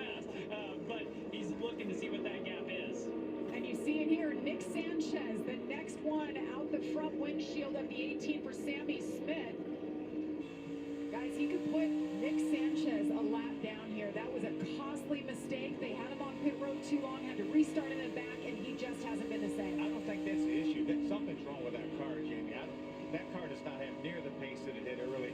His car wasn't great all night, but it wasn't near as slow as it is now. Obviously, he had to start in the back because of that issue, but I think he's got bigger problems. He's got a lot of issues going on right now as he goes a lap down to our leader. The thing's bottoming out really bad. It almost makes me wonder if it's lost rounds in the right rear. You see how low the side skirt is, and that screw backed off or something. Yeah, sometimes you have that happen where the spring just loses load, and when it does, you're hitting the racetrack, the thing gets upset, and if they put rounds in the left rear to try to get the rear of the car up, it's just going to make that worse on the right rear sometimes. So, Sammy Smith, though, 2-second lead now, Phil. Brandon Jones is going to work, putting that down, and he's timing these lap cars right. So, as a driver right now, you do not want to catch cars in the corner. You want to catch them on the straightaway, keep your momentum up, and get by them. As we see the aerial there, Brandon Jones trying to get around the 11 car. Sammy Smith is about to lap the 12th place driver right now. He is setting a blistering pace. Josh? Yeah, for the 81 of Brandon Jones, remember before that last stop, he was saying he was just a little too tight, but those last adjustments have been happy. He said the car is really coming to me right now. He was able to get around Rajah Karoot and his crew chief just said, go get the 18. As far as the 18 is Sammy Smith, he's cruising right now, but he is aware that Brandon Jones is bearing down on him, so he's got to be smart and calculated the rest of this race. Here's the thing. Here's the advantage Brandon Jones has over Sammy Smith. If you're Connor Mozak, you're Jesse Love, Andy Jankowiak, and you're about to go out down, you're racing that leader hard. You want to stay on the lead lap. Once the leader gets by you, no big deal. Second place, let him through. So, Sammy Smith is going to have to make these holes, and Brandon Jones is down to 1 second already, under a second on that lead. You got two crew chiefs sitting beside each other, trying to smile and play nice here. That's a great shot side by side of our first and second place drivers at Sammy Smith's. Crew chief Mark McFarland there. Caution. Caution's out. Ooh, that's a big hit. After having a great run. Had a top 10 run going there. First career start in the Arca Menard Series. Well, there goes that second lead that Sammy Smith had. And that brings out the caution for the 7th time this evening with just 8 laps to go. Here's that lane choice. He's chosen the top and been able to get Brandon Jones every time, but Brandon was playing nice. Now what do you do? I don't think you play near as nice. Not a chance. Yeah, tell Sammy, you take whatever you think's best. I'm going to take the other one, and it's going to be a race. Let's see what happened here. Just got a little bit loose. Ran up some lap cars. Was up the racetrack just a little bit. Maybe got the right side tires up in the loose stuff. You were talking about the marbles. It's kind of what it looked like there. Tough break though. The 19-year-old from Weaverville, North Carolina. Great effort tonight. Unfortunately,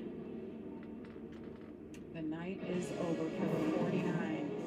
Well, we will re-rack them and we will try it once again. Stay with us here from Bristol.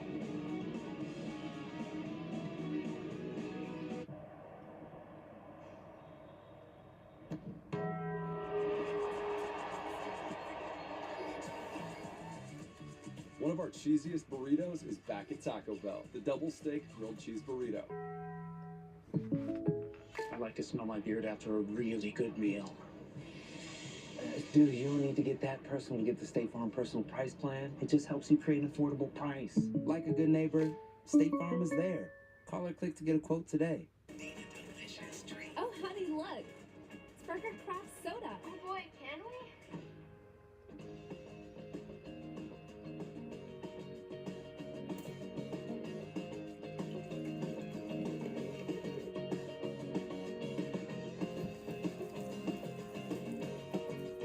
Dad, can we get all of them? Absolutely. Spracker Craft Soda. Handcrafted, fire brewed, and made with real honey. You deserve it. This is Reese's University, an institution where your future starts to take shape. Chocolate, peanut butter, success. Apply now. We still make the peanut butter cups, right?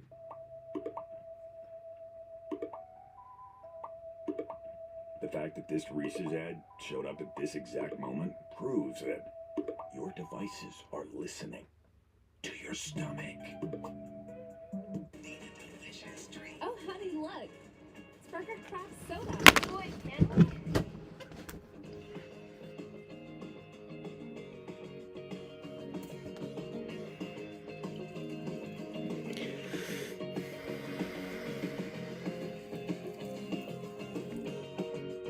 Dad, can we get all of them? Absolutely. Spriker Craft Soda. Handcrafted, fire brewed, and made with real honey. You deserve it. A bed with a bump in your erection might be painful, embarrassing, difficult to talk about, and could be Peyronie's disease or PD, a real medical condition that urologists can diagnose and have been treating for more than 8 years with Xiaflex, the only FDA-approved non-surgical treatment for appropriate men with PD. Along with daily gentle penile stretching and straightening exercises, Xiaflex has been proven to help gradually reduce the bend. Don't receive if the treatment area involves your urethra, or if you're allergic to any of the ingredients. May cause serious side effects, including penile fracture or other serious injury during an erection, and severe allergic reactions, including anaphylaxis. Seek help if you have any of these symptoms. Do not have any sexual activity during and for at least 4 weeks after each treatment cycle. Sudden back pain reactions and fainting can happen after treatment. Tell your doctor if you have a bleeding condition or take blood thinners, as risk of bleeding or bruising at the treatment site is increased. Join the tens of thousands of men who've been prescribed Xiaflex. Make an appointment with a Xiaflex trained urologist. Visit bencarrot.com to find one today. Welcome back to the Sioux Chief Showdown Championship. Speaking of championship, the 18 right there on the outside. He is the Sioux Chief Showdown champ, and he is the Arca East champion. It's been all about Sammy Smith tonight. Big decision on lane choice there. Trevor and I were talking about it during the commercial break. We both were in agreement. We would have taken the inside. Sammy took the outside. Maybe he can make Arca is a thing. One thing about Sammy Smith, he was in this position last year, but he was in that 81 car. Ty Gibbs was in the 18. He came home second, so he's hoping to do what the 18 did last year. He wants to get that win. You said Brandon Jones is taking it easy on him. Does he take it as easy here? Boy, this shit could be fun right here. This shit could get fucking wild right here. Cause these guys all suck. Besides Sammy Smith, he's the only good driver in this race. So it gets like really fun. It gets kind of fun watching them because they all suck and they don't know what they're doing, and it gets kind of entertaining. White flag. Sammy Smith gonna win this race. Sammy Smith the only good driver here, so that makes sense. He wins.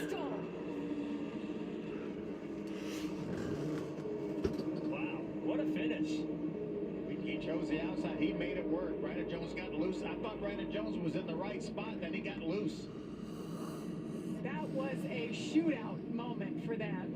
Brandon gave it to him. I mean, he pushed him for it.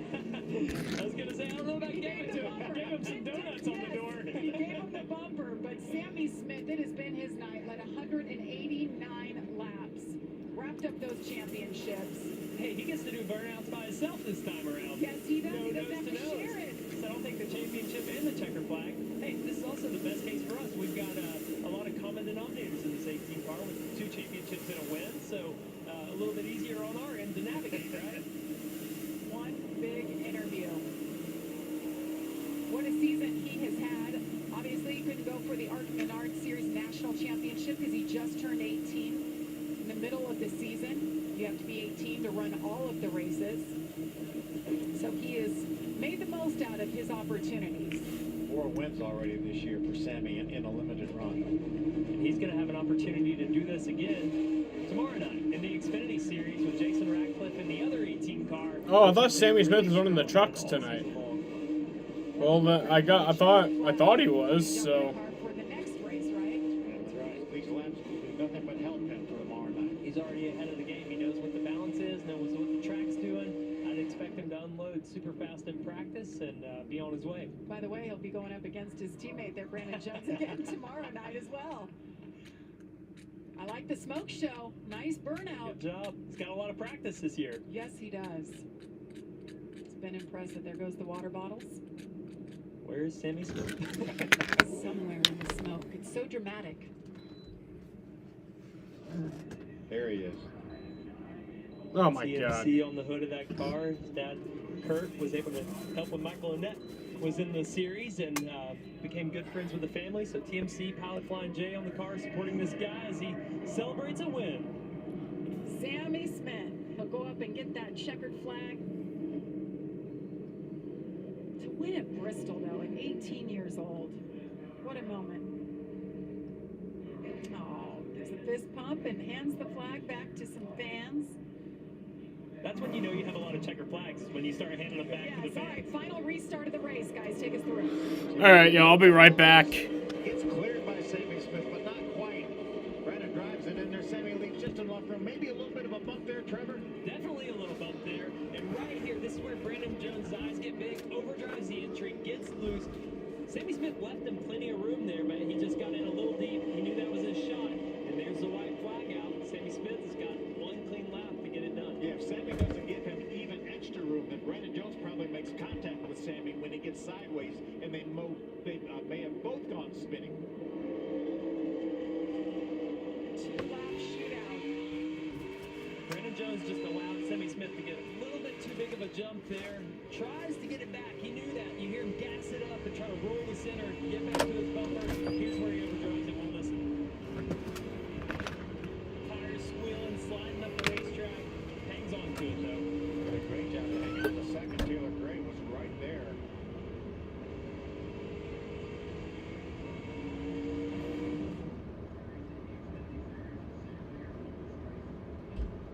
I've always wanted to go to this victory lane, Phil. Going up the ramp there to the top. What an incredible place to be.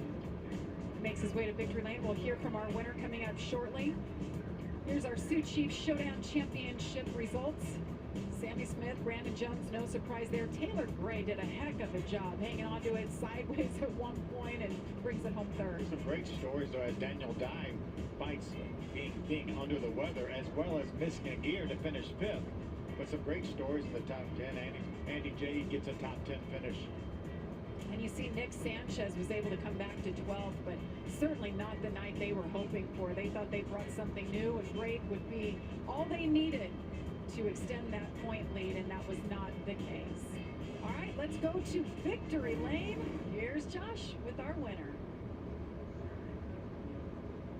Yeah, guys, and a dominant victory for Sammy Smith in this one here at Bristol.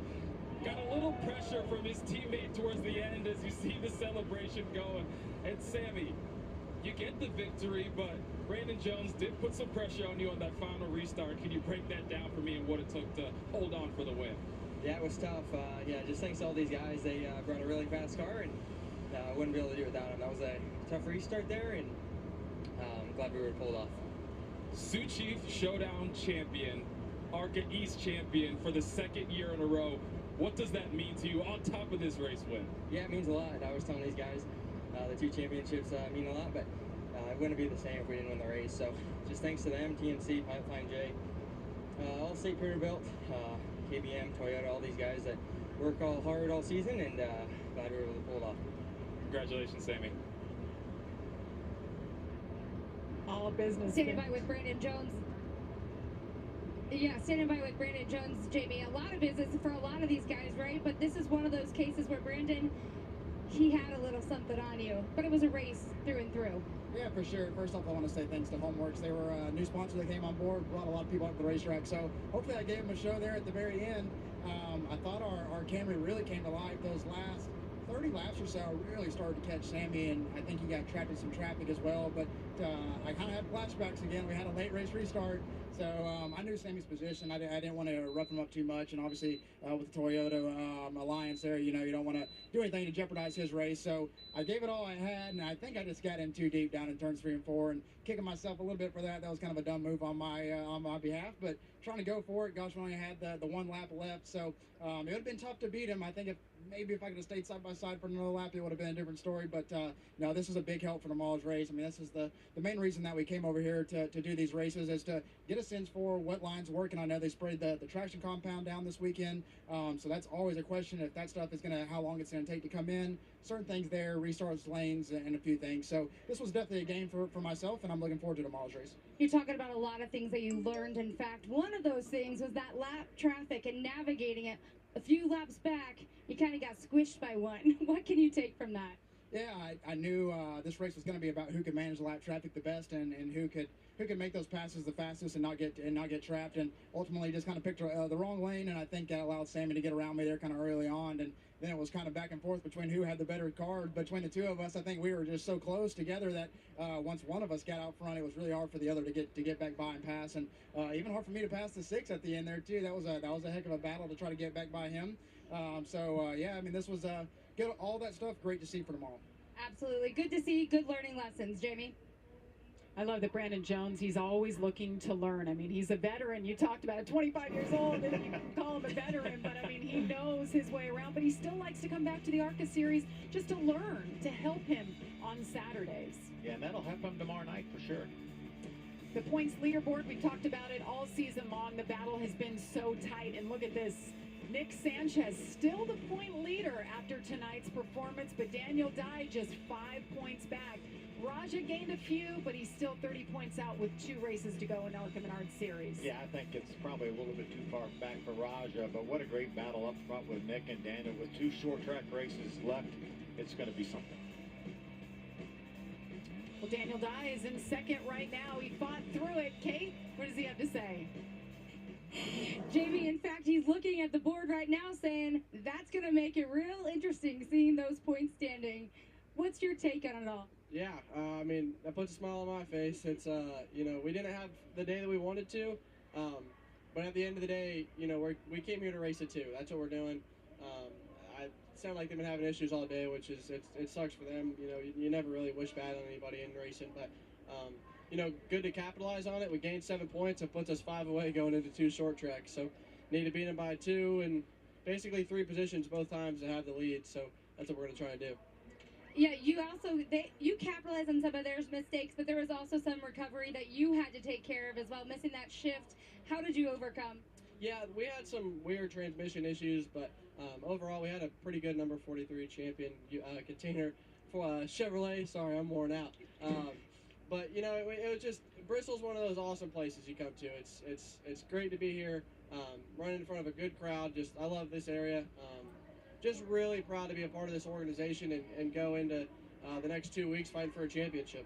Congratulations. He said that race car is medicine. Josh? Well, thanks, Kate. And standing by with Taylor Gray, comes home third. And I heard you on the radio at one point tell your team, I don't know what I need. I points up too tight, I'm too free. What were you battling tonight? Yeah, it's just, I guess to put on, add on to that more, like, I would be too tight and need to free up, and then we'd free up, and then I'd be too free. So I think we were just, I think I could have done a better job of, you know, kind of tracking where the racetrack was going to trend to, and you know, maybe make our Ford Mustang a little better. I thought we were pretty decent there at the end. I wish we'd have added something a little bit more for the 18. I thought we were pretty comparable to the 81 there at the end.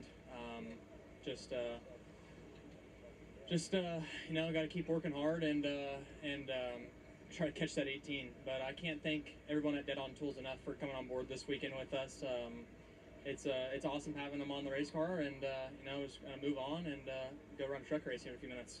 Yeah, that's what I was just about to ask you about, doing the double duty. How does that help you as you get set to hop back behind the driver's seat? Yeah, I mean, you know, more seat time is better. So anything I can get in before or after a truck race, or even on an off weekend, it's going to help. So I'm all about racing as much as I can, so anything helps. So we'll go out in this truck race, and got some work to do. We were really good in practice, struggled a little bit in qualifying, so got some work to do in the race. Thanks and good luck, Taylor. Jamie? And another great performance by that young man, Taylor Gray. Well, the celebration continues here at Bristol. We'll wrap things up from Bristol Motor Speedway after this.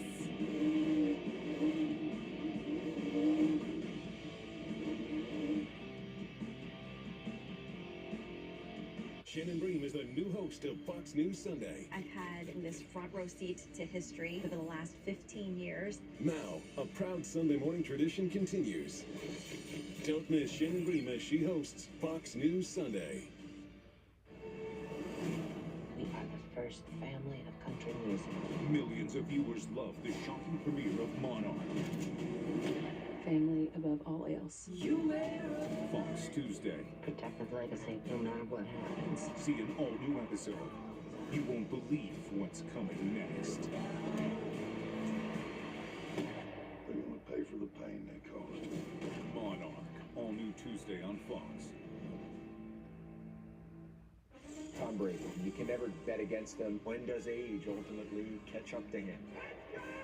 I feel like the Saints are loaded. They've had Tom Brady's number. And they could be a real surprise team. The NFL, Sunday on Fox.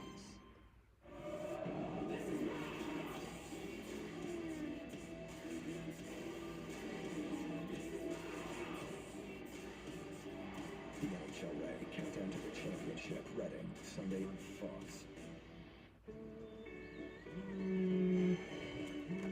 You know, it says out of workshop for a reason. So sorry to bother you, boss, but they moved the World Cup To the holidays? Wait, like the actual World Cup? It's a big deal. Yeah, but that's my time to shine. Get Blitzen on the phone. I gotta get back up there right now. I gotta go.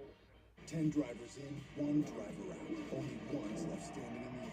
I am the NASCAR Camping World Truck Series playoffs. I am NASCAR. 6th-ranked Oklahoma battles Nebraska in the big noon Saturday showdown. We're locked in for a good one. Then BYU takes on Oregon. And 3rd-ranked Ohio State battles Toledo. It all kicks off Saturday at noon Eastern on Fox. Welcome back to the Arca Menard series here on FS1. Just wrapped up race number 18 on the season. And what a night it was. Some surprises, some hard racing, some crashing, a little bit of everything, what you come to expect for Bristol Motor Speedway.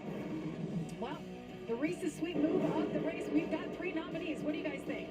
It's a pretty good one right here when Sammy Smith takes the lead from Brandon Jones, a lead he will never get back up to Brandon Jones. This move right here was almost the sour move of the race, but it turned out sweet. He did avoid him. Both of these drivers missed the big one. Brandon Jones, man, that was about as close as you ever want to get right there. And how about this restart for Sammy Smith? Brandon Jones drove it in there a little bit too hard. Sammy Smith gave him plenty of room. When he turned sideways, they didn't make contact. Sammy Smith goes on to win. Yeah, when you make the move to get the win, it gets my vote every time. So you're saying the 18 and the 81 are going to be the sweet move of the race? Yes, one way or another. Involved. Well, you at home can vote tomorrow morning at 9 a.m. Head over to the Arca Menard Series Twitter page at Arca_Racing to vote on which one of those 3 moments you think was the Reese's Sweet Move of the race. Let's check in again with Kate. Standing by with Andre, Perez, Delara, and this is a driver that patience played out for you. Moving up from 16th all the way to 7th. How much would you say patience was behind the wheel of that car? Yeah, it was a tough race. Definitely my first time in this car, and my first ever race in Arca. So it was just a tough track to come to my first race here. But I think overall it was a very good race. We finished 7th. We had a clean car, no crashes, and I think it was just getting as much experience in the car. So every lap I was getting better. So last part of the race I was just way better than the first part. So I was just getting comfortable, and I think from now we are able to fight up front, yeah. With sometimes the fastest laps out there as well. On a scale of 1 to 10, how fun was the experience here in the States? Yeah, it was definitely 10. It was so fun. Like this type of racing, this track is amazing. Normally I race in Mexico, but this coming here for the first time, I was amazed of the track, you know.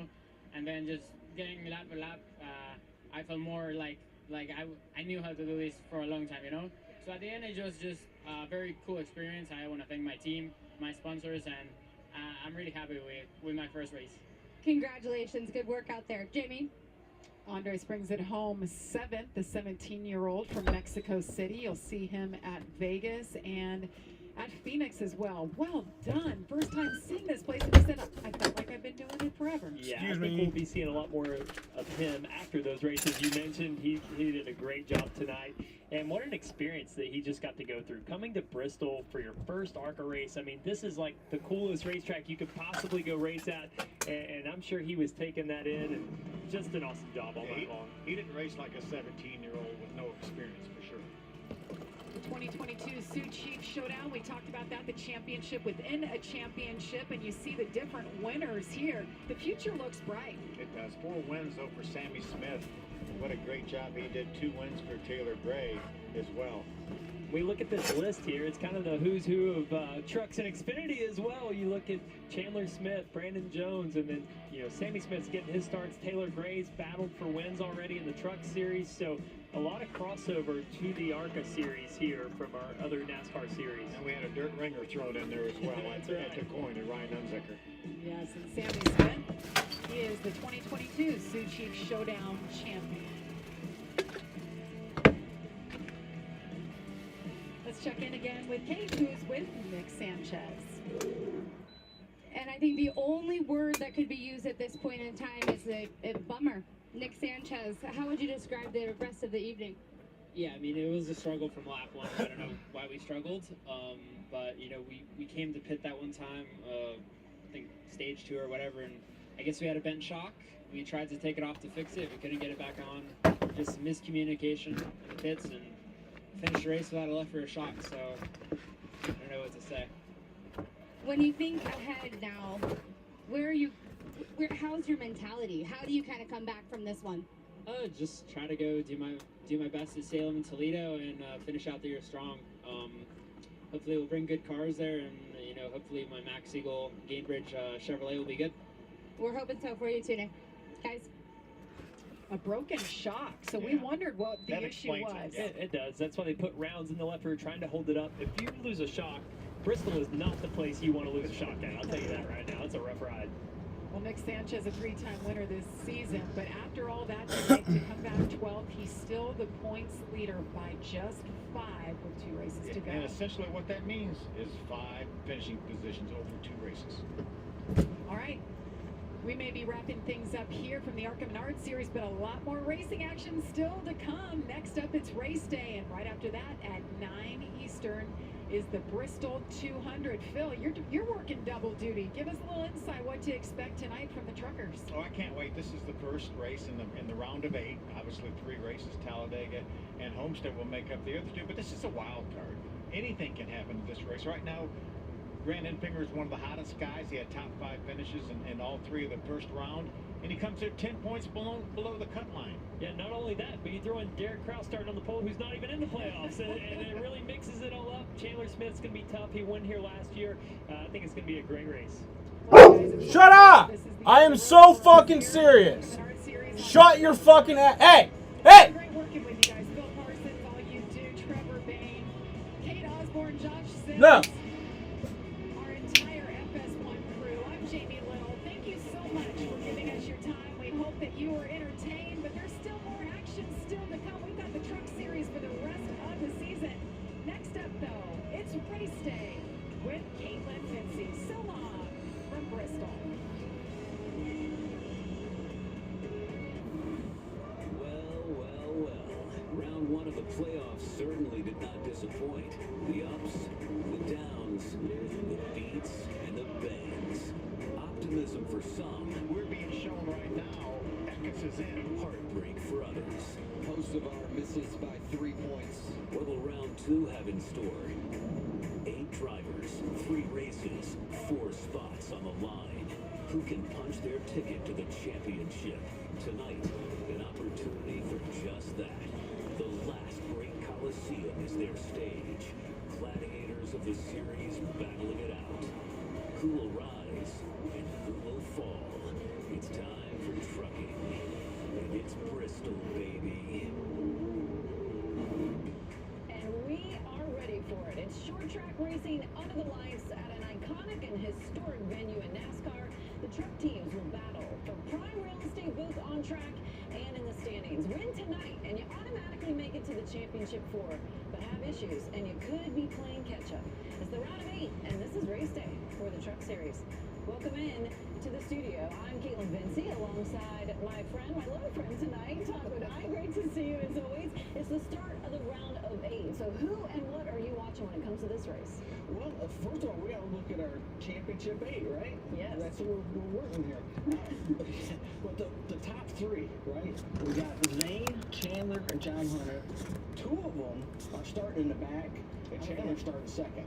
So that's interesting right there. But I tell you, the 3 guys that I like are the 3 at the bottom of the list. Ooh, I like this. Yeah, we got Ty, we got Grant, and Christian Eckes. And I think that any one of those 3 have a chance to come in there and win their way into the next round in a championship 4. That's what I like to see. Look at you with the bold prediction right off the bat. I love it. You see my prediction to win. Oh, well, we cannot wait to see that, no doubt. So how did we get to this point in the season? What has it looked like so far for the playoffs? Well, here's your winners.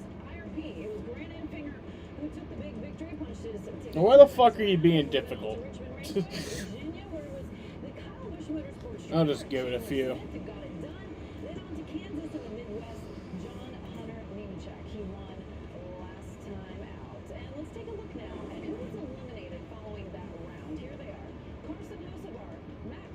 Two drivers who are out, they are no longer running for a title. So what does the reset look like now that we're starting a brand new round? Zane Smith, he is up front. Drivers below the line.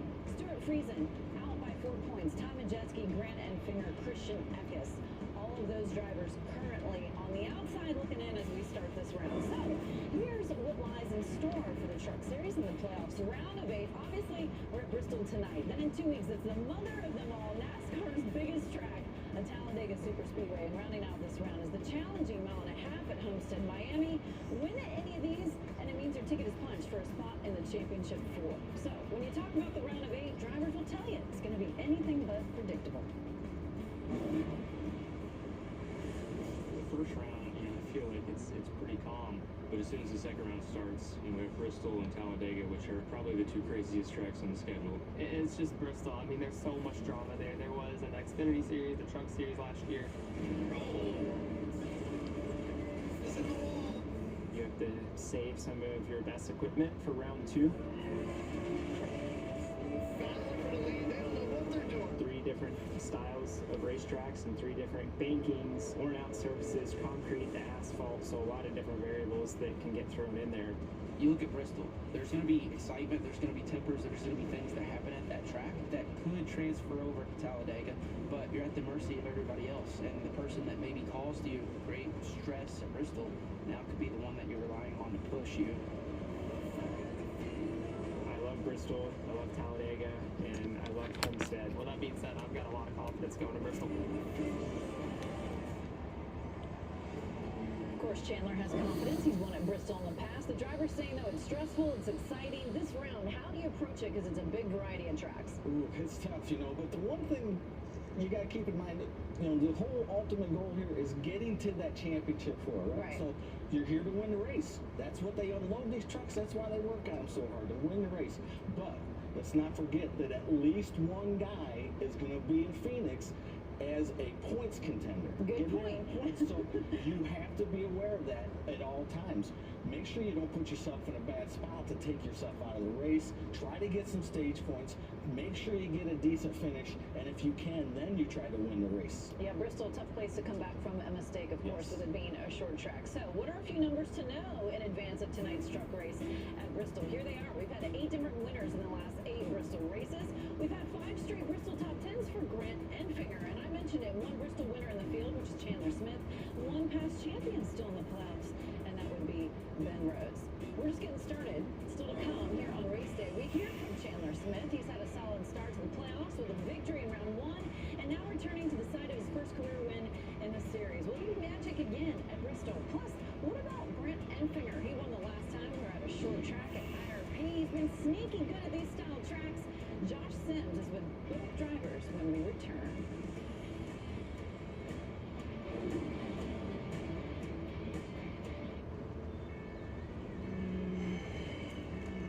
It says out of workshop for a reason. So sorry to bother you, boss, but they moved the World Cup to the holidays. Wait, Like the actual World Cup? It's a big deal. Yeah, but that's my time to shine. Get Blitzen on the phone. I gotta get back up there right now. I gotta go. We have a blip emergency. And we can fill that light power. 911 season premiere, followed by the cleaning lady, this Monday on Fox. This just in. A giant robot has landed downtown. Hey, Craig. Hey, guys. This is just my workout stuff. We know you're the Green Hawk. Everyone knows. It's bananas. You're still wearing your mask, dude. If you have a secret identity, you need to keep it secret. And if you want to save by bundling home and car insurance, you need Geico. I'm not the Green Hawk. Delivery for the Green Hawk? See how much you could save by bundling with Geico. I will bring it to him. Is that KFC's two-piece drum and thigh combo? Yep. Is it juicy? Uh-huh. Is it creamy? No. Is it flaky? Yes. And it's only $6? That's a real steal of a deal of a meal. Wait, KFC's two-piece drum and thigh combo is just $6. Send no blitz. Send no blitz. Start playing and never stop playing. You get the most from the game when you're having fun.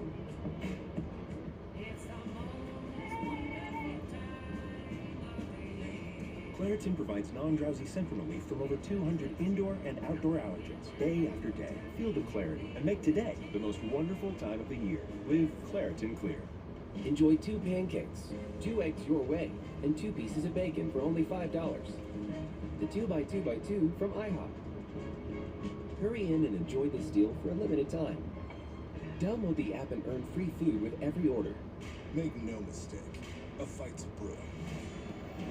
A fight for first, for the checkered, for the future of this thing, for immortality. It's 10 drivers in, 1 driver out. Really doesn't matter who started the fight. Only one's left standing in the end. Battered and victorious. I am the NASCAR Camping World Truck Series players.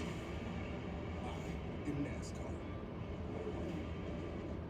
Start Saturday strong with Big Noon Saturday on Fox.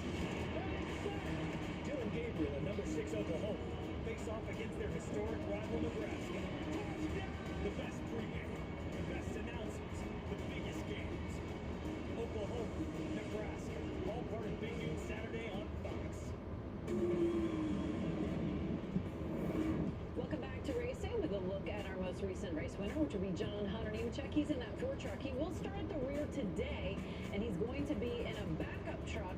And there is a reason why, of course. Earlier today, out at the racetrack, an incident at the tail end of practice. He ended up hitting the wall.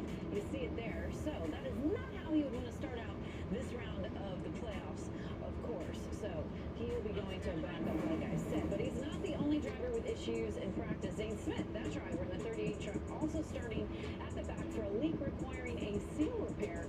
He did not go to a backup truck, but he's going to need to make his way through the field if he wants to get a victory today. So at Bristol, we call this racetrack the Last Great Coliseum. So we're putting Zane Smith in a gladiator suit, of course, to fight off John Hunter Nemechek. He's in a gladiator suit. So these two drivers are ready to battle at our Coliseum, as we know at Bristol. So who is the edge of these two when you look at these two drivers? Getting ready to climb in a chariot, right? Suit.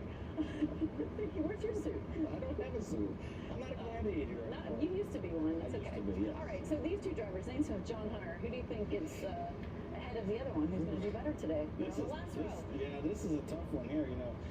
To me, the two different kind of driving styles. We've got Zane Smith, who is really calculating and smooth and trying to do the right things all the time and put himself in right positions. Then we got a guy like John Hunter.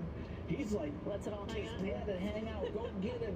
You know, don't worry about crash through the field. But you know, if that's a tough call. I mean, both of them coming from the back is tough anywhere. But at Bristol, it's hard. It's a lot of traffic. But I think I'm going to give a little bit of nod to John Hunter. I like that go get him hard charging attitude. Okay, vote of confidence for the Ford, John Hunter. What about his teammate at Kyle Busch Motorsports, Chandler Smith? He qualified second. Full circle moment for Chandler because Bristol was the site where he got his first career win in the Truck Series. Here's a look back at it. He led 5 laps all the way to that victory. Of course, it was a big moment for him, the first of many wins in this series. So, since that win, what has he been able to do? He's had a lot of success in the Truck Series. He's had 5 wins, of course, and lots of top 5s and top 10s. Chandler hoping to replicate the Bristol win 1 year ago. And right now, we do send it out to Bristol Motor Speedway. Join our pit reporter, Josh Sims, who is standing by with Chandler. Hey, Josh. Well, smile's been on his face since I came over and talked to him. What does it mean to return to the place where you got your first career cup victory? Or truck victory. I'm giving you a cup victory already, man. That would be very nice, right? No, the reason I'm really, really happy is because I got my wife and our newborn baby back already for their first race back, so I'm really, really happy. I'm like the happiest man I've ever been in my life right now. So, with that being said, though, we have a really fast number 18 safe line Autoglass Toyota Tundra TRD Pro. We were a little free in practice, but with how the air temp and everything's cooled off and whatnot, I think that's going to come to us. Yeah, and got the smile on your face, happy, but how do you change the switch right there, knowing it's Bristol, it's a playoff race, and you want to book your way through the championship for it? No, for sure. It's all business at the end of the day. I feel like, you know, just like I was telling this man a second ago, if it's God's time for us to win tonight, it's going to happen no matter what. But if it comes down to a bumper, I feel like this is I've been presenting with such a great opportunity I may never have again in my life. So you got to do what you got to do at the end of the day. Chandler hoping for the second year in a row he can win here at Bristol. Caitlin? Thank you, Josh. Yeah, that would be a big moment indeed for him. And big news, of course, this week concerning that team for Kyle Busch, leaving Joe Gibbs Racing and moving to Chevrolet with RCR next season, which means his Truck Series team will as well. And it's a bit of an end of an era for Kyle Busch Motorsports, who was with Toyota for 766 starts. Among that, 98 wins and 284 top 5s. Earlier this week, Josh caught up with Kyle on making the switch to Chevy. As an owner, how do you handle those conversations when you go to the shop and talk to those guys when they have questions about their future?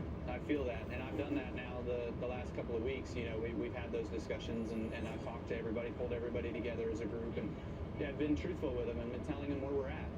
Trying to calm a little bit of that nerve as much as I can. You know, I'm still kind of telling them that I'm working on it. There's options of being a 2-truck team, a 3-truck team, and a 4-truck team, and if we can get all of that put together here in the next couple of weeks, then we'll be all set.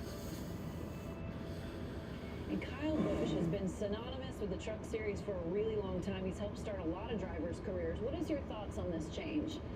Well, you know, we heard Kyle talk about he kind of really doesn't know what's going to happen and how many trucks he's going to have. But the one thing, as a team, you know, you can't get much better than KBN. Great personnel, great crew chiefs, everything about it is top flight.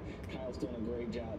But the thing about it, for a truck team to change manufacturers really isn't a big deal. You basically just change the bodies from the firewall forward. So that's not a big deal.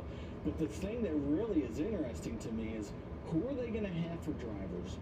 What young drivers does Chevrolet have in the pipeline that they want to bring up through these ranks, start them in a good truck team, get them some good experience, and then move them up into the Xfinity and Cup Series? You know, there's a lot of drivers vying for that spot. A lot of people who want to drive for Kyle Busch with Chevrolet. And speaking of Chevy, one driver to watch out for in a Chevy is Grant Enfinger with very impressive short track numbers. 22 starts with 3 wins and 11 top 5s to his credit. Right now, Grant is standing by the track for Josh.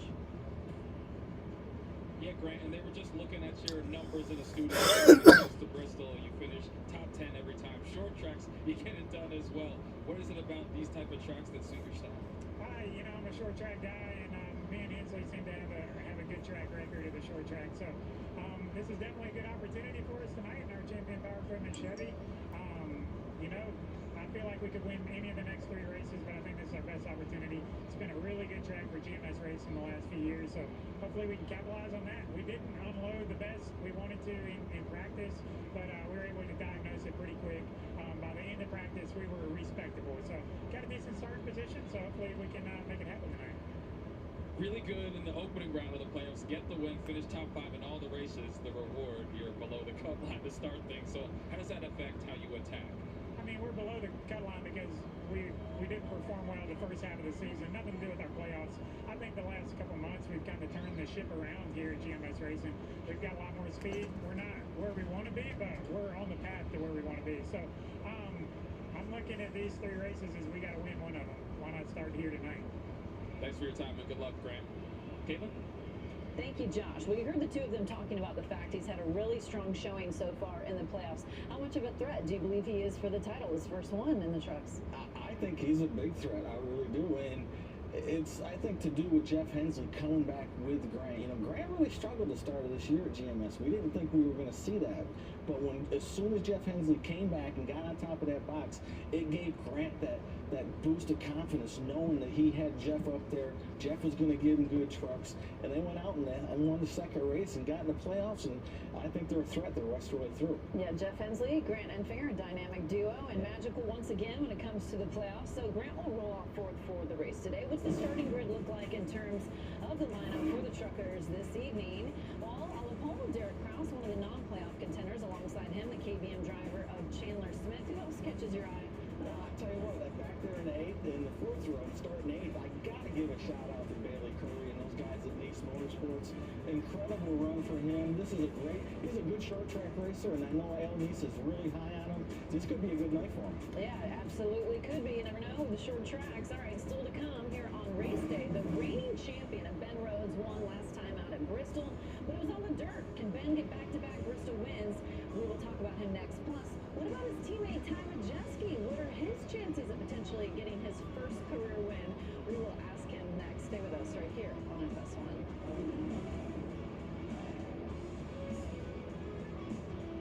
Everything I did for my family. The cleaning lady's taking care of it. It's not safe for any of us.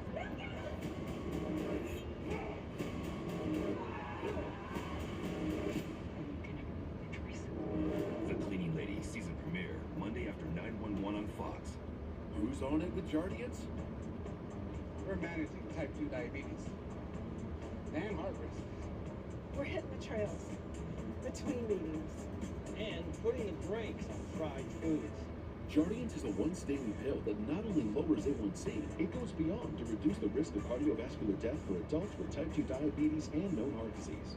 And Jardians may help you lose some weight. Jardians may cause serious side effects, including ketoacidosis that may be fatal, dehydration that can lead to sudden worsening of kidney function, and genital yeast or urinary tract infections. A rare life-threatening bacterial infection in the skin of the perineum could occur. Stop taking Jardians and call your doctor right away if you have symptoms of this infection, ketoacidosis, or an allergic reaction. And don't take it if you're on dialysis. Taking Jardians with a sulfonylurea or insulin may cause low blood sugar.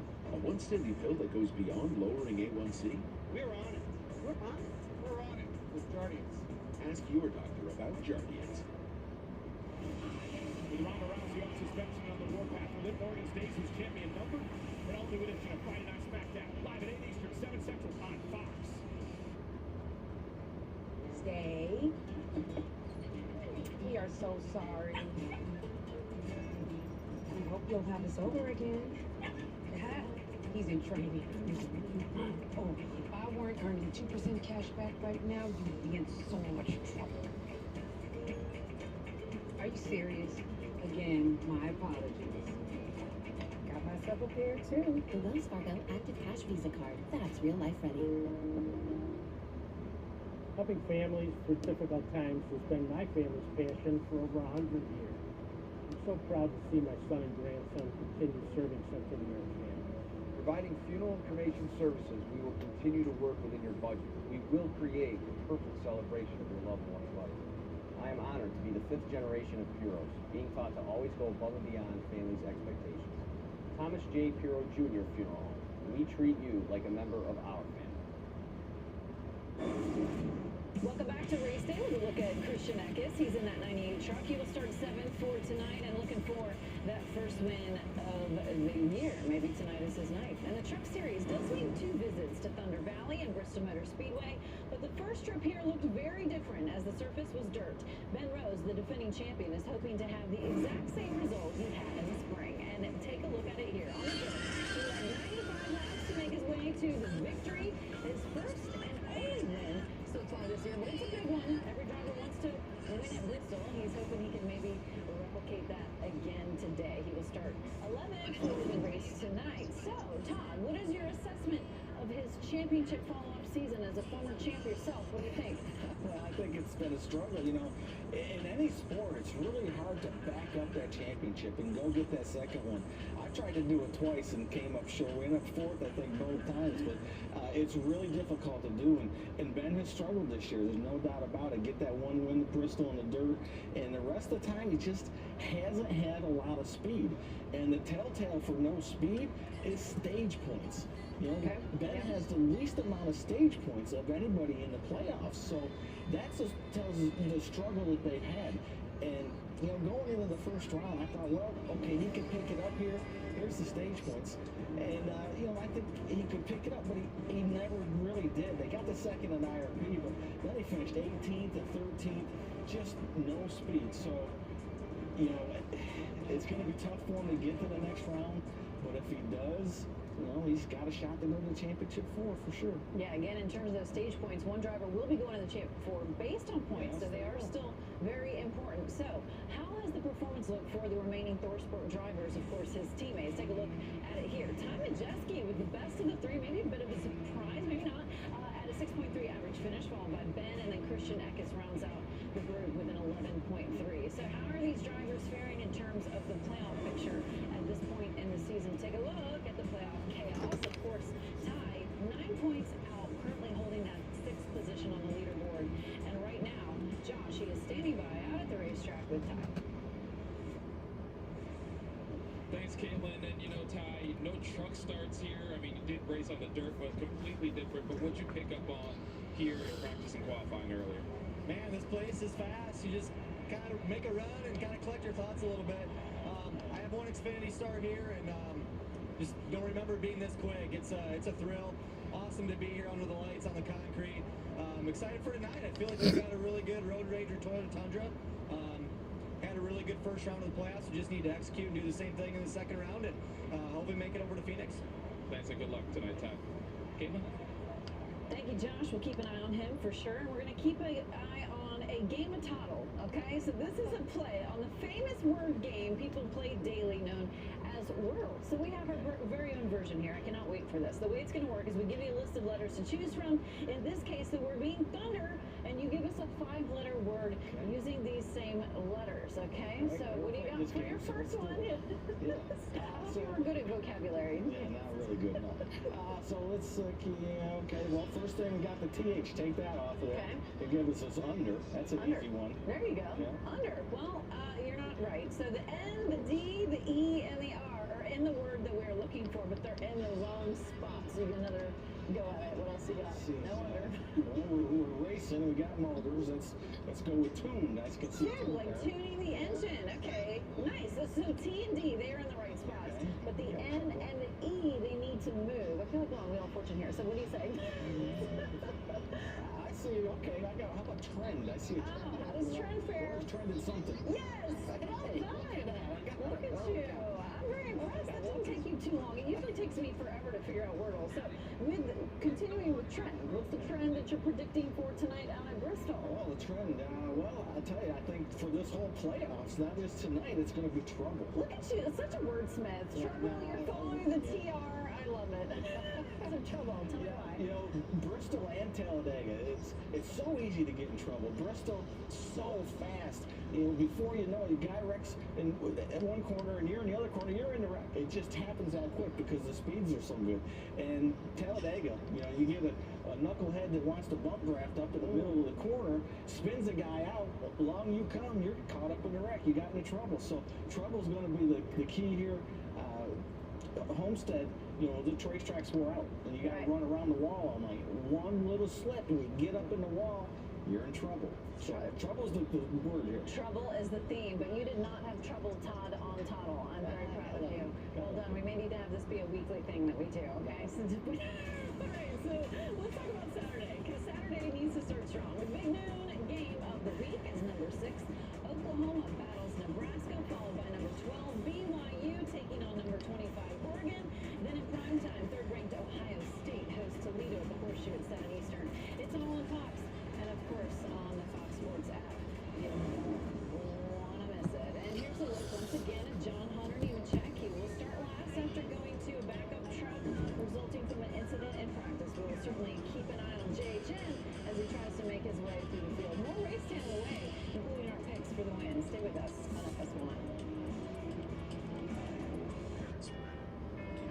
buying a home, then you've got a lot on your mind.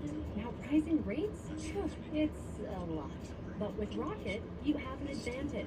You can lock your rate for 90 days while you search for a home. If rates rise, yours is safe. But if they fall within 3 years of buying, you can refinance to a new, lower rate with exclusive savings.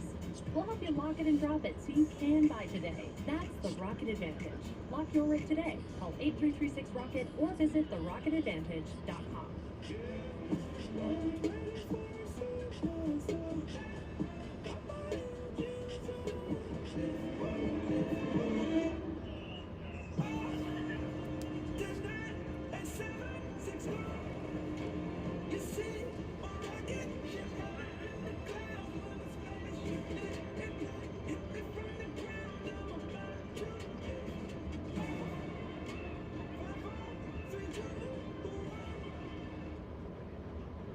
KFC, mijo.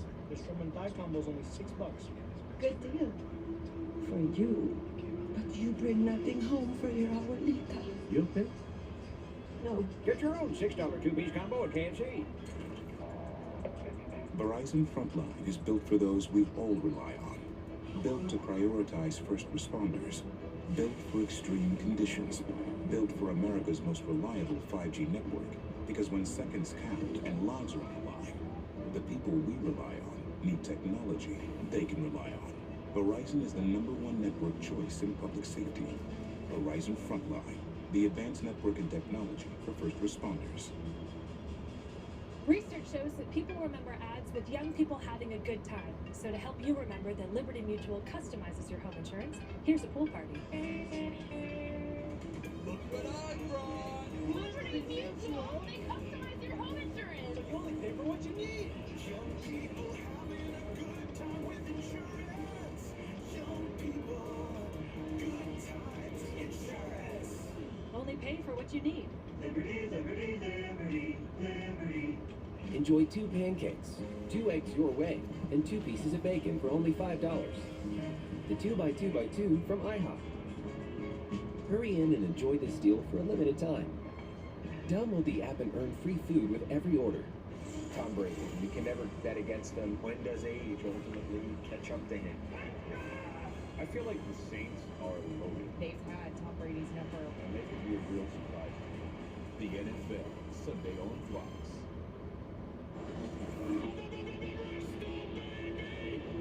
It is unmistakable. It is Bristol. This is intense. This is Bristol.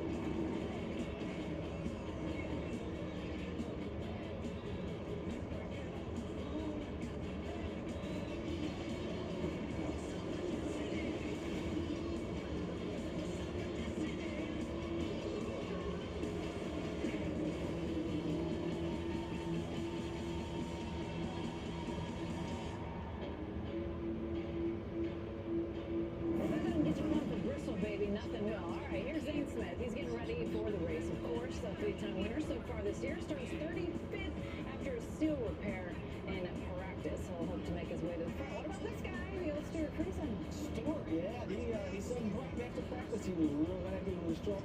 Got a great qualifying run. Let's see if he can get it done tonight. Yeah, keep an eye on driver 52. Time now for our race picks so we think can get it done. Todd, what say you? Well, I'm going to go out on a little bit of a limb here. Are you? Are you being sarcastic or serious? I think Christian Eckes is going to win his way to this. Championship 4. You know what? I am kind of similar. I think Ty Majeski gets his first career win in the Truck Series and has a walk-off moment into the championship round. Love it. All right, Todd, this has been fun. That's it for us here on Race Day. Time now to join Vince Welch and the guys in the booth. Thank you, Caitlin. The weather is perfect, the track is iconic, and the stakes are high. Welcome to Bristol for this NASCAR Camping World Truck Series playoff race presented by Blue Review.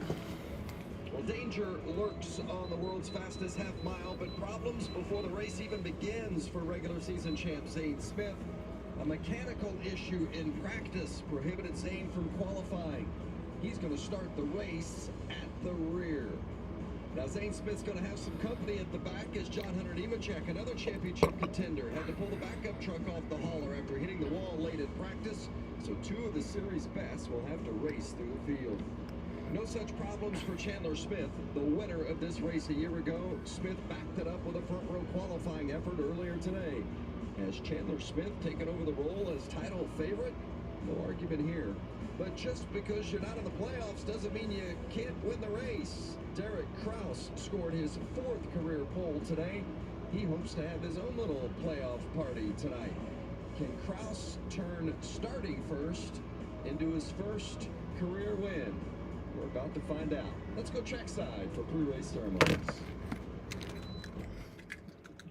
Ladies and gentlemen, at this time, we ask that you please rise as you are able and remove your hats as Cherokee High School's Junior ROTC presents our nation's colors. Here to offer tonight's invocation, please welcome from Motor Racing Outreach, Billy Malden. Heavenly Father, we rise up to recognize your presence in our lives on this beautiful night here in Bristol. Lord, we lift up these drivers, teams, officials. Lord, bless everybody with a safe night of racing. Father, as always, we remember the men and women of our armed forces and first responders, both here at home and around the world. Lord, we ask you to watch over them and keep them safe. Lord, I pray that as we enjoy this evening and the remainder of this weekend, let your peace and your presence be with us all. It's in Christ's name I pray. Amen. Amen. Please remain standing as Nashville recording artist Jesse Labelle performs our national anthem. Oh, say, can you see by the dawn's early light what so proudly we hailed at the twilight's last gleaming, whose broad stripes and bright stars through the perilous fight o'er the ramparts we watched were so gallantly streaming, and the rocket's red glare, the bombs bursting in air, gave proof through the night that our flag was still there. Oh, say does that star-spangled banner yet wave o'er the land of the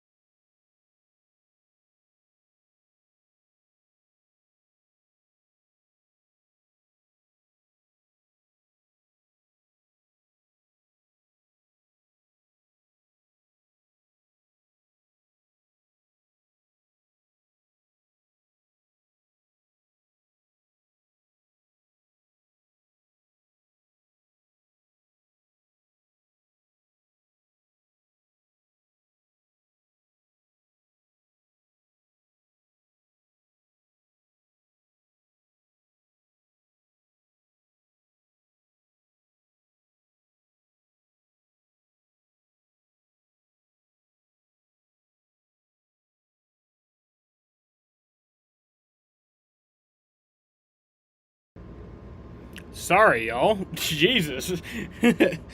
I was on the phone with my boss. She was just ranting to me about some shit. And then we just got into like an hour-long conversation. So I want to just personally apologize because that's just not how you run a live stream. That's just not like how you do live streaming at all. That's just not how it works. Like, you don't just like ignore your stream for an hour.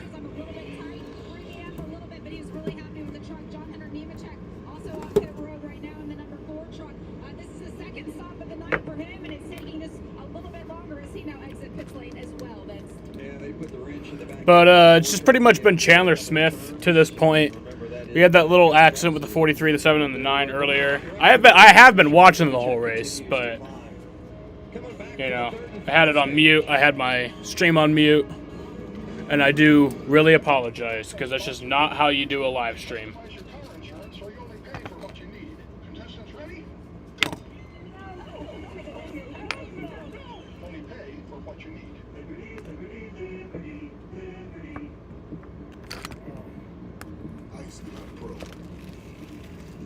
Ice works fast. It's a freeze your pain. I got pee. Heat makes it last, so you'll never sit this one out. Ice Pro, 2 match-strength pain.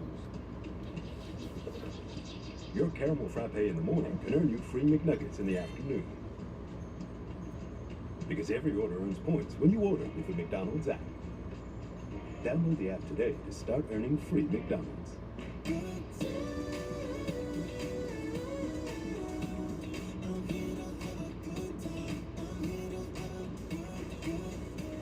All lives made easy.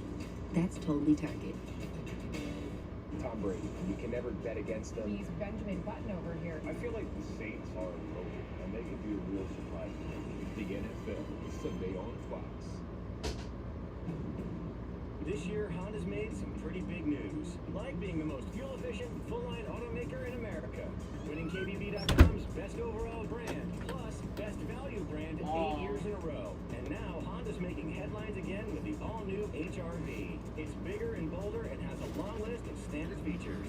And coming soon, even more totally redesigned Hondas. So don't wait. See your upstate Honda dealer and reserve your Honda today. Yankees, Red Sox again next week. Where is everybody? I'm right here. No, I was literally just, like, I don't even know if you guys were in the stream during that, but I was just on the phone for an hour, and I had my stream muted, and I just want to deeply apologize for that, because it's not how you, like, do a live stream. You're supposed to actually be there, not be muted. So I just got to personally apologize to everyone. Very unprofessional on my part.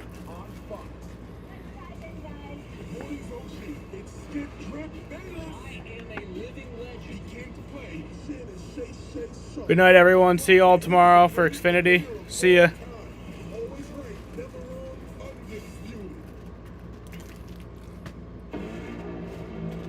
Rome wasn't built in a day.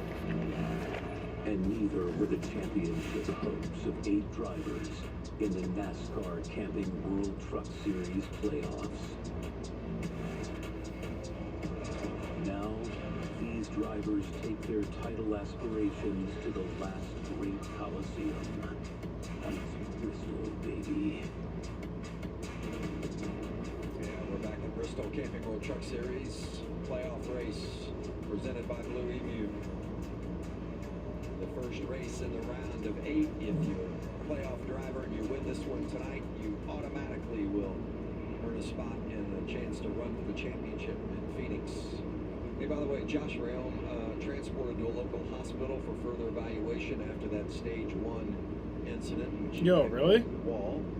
Zane Smith will be our leader on this race. Do you get in the top 10? That's, yeah, I'm happy to see that. That's about 75 laps, and we've got 80 to go. I think it's borderline. I'm not sure they're overly concerned about it. We've had about 27, 28 laps of caution since he pitted. Back under green, final stage. And there is Zane Smith trying to get to the front of the field, but Parker Kligerman not letting him get away just yet. Sure did get an aggressive start. He was off get a jump on Parker.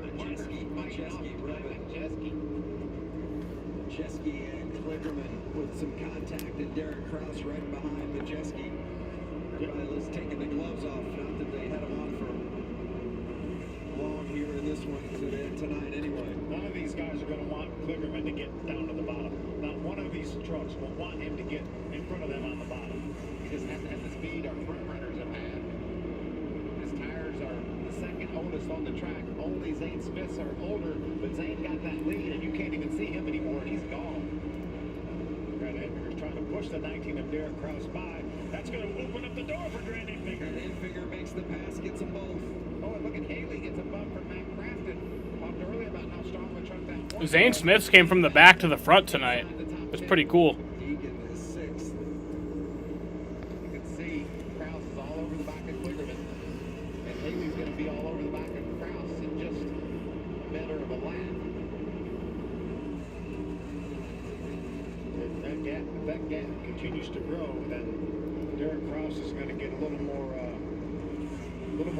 aggressive, I think. The top three are playoff drivers: Zane Smith, Ty Majeski, Grant Enfinger, and then 4th to 12th are all non-playoff guys. You got to go back to Chandler Smith in 13. Nemechek's back in 18th, fighting his way through the traffic. Up to 17th behind Self.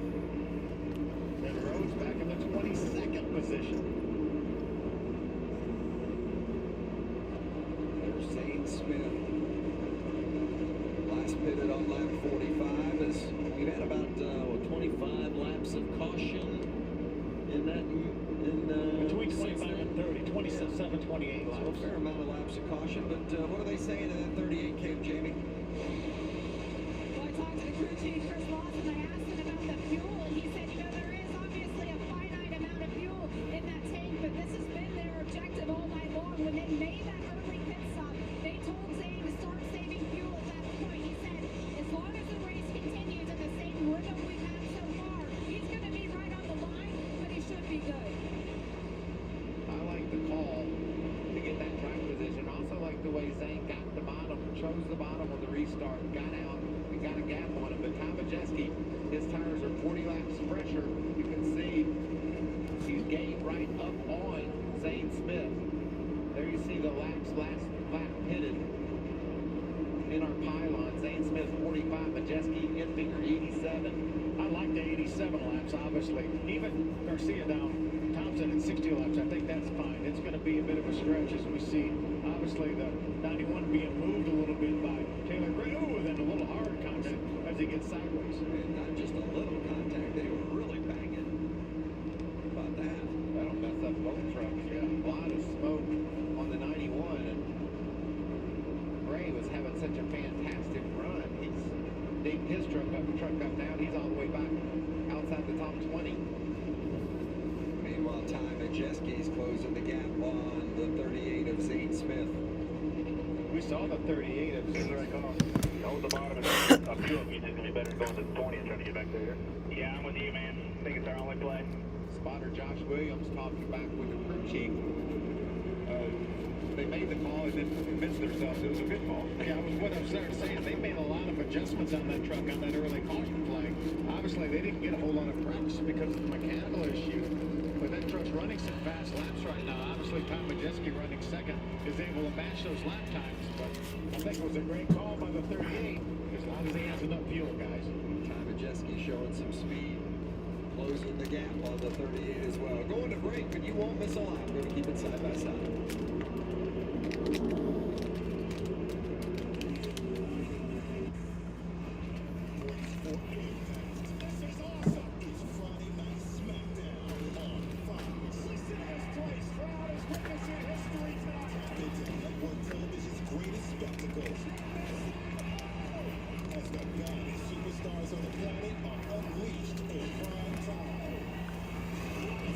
Grinding lawnmower outside.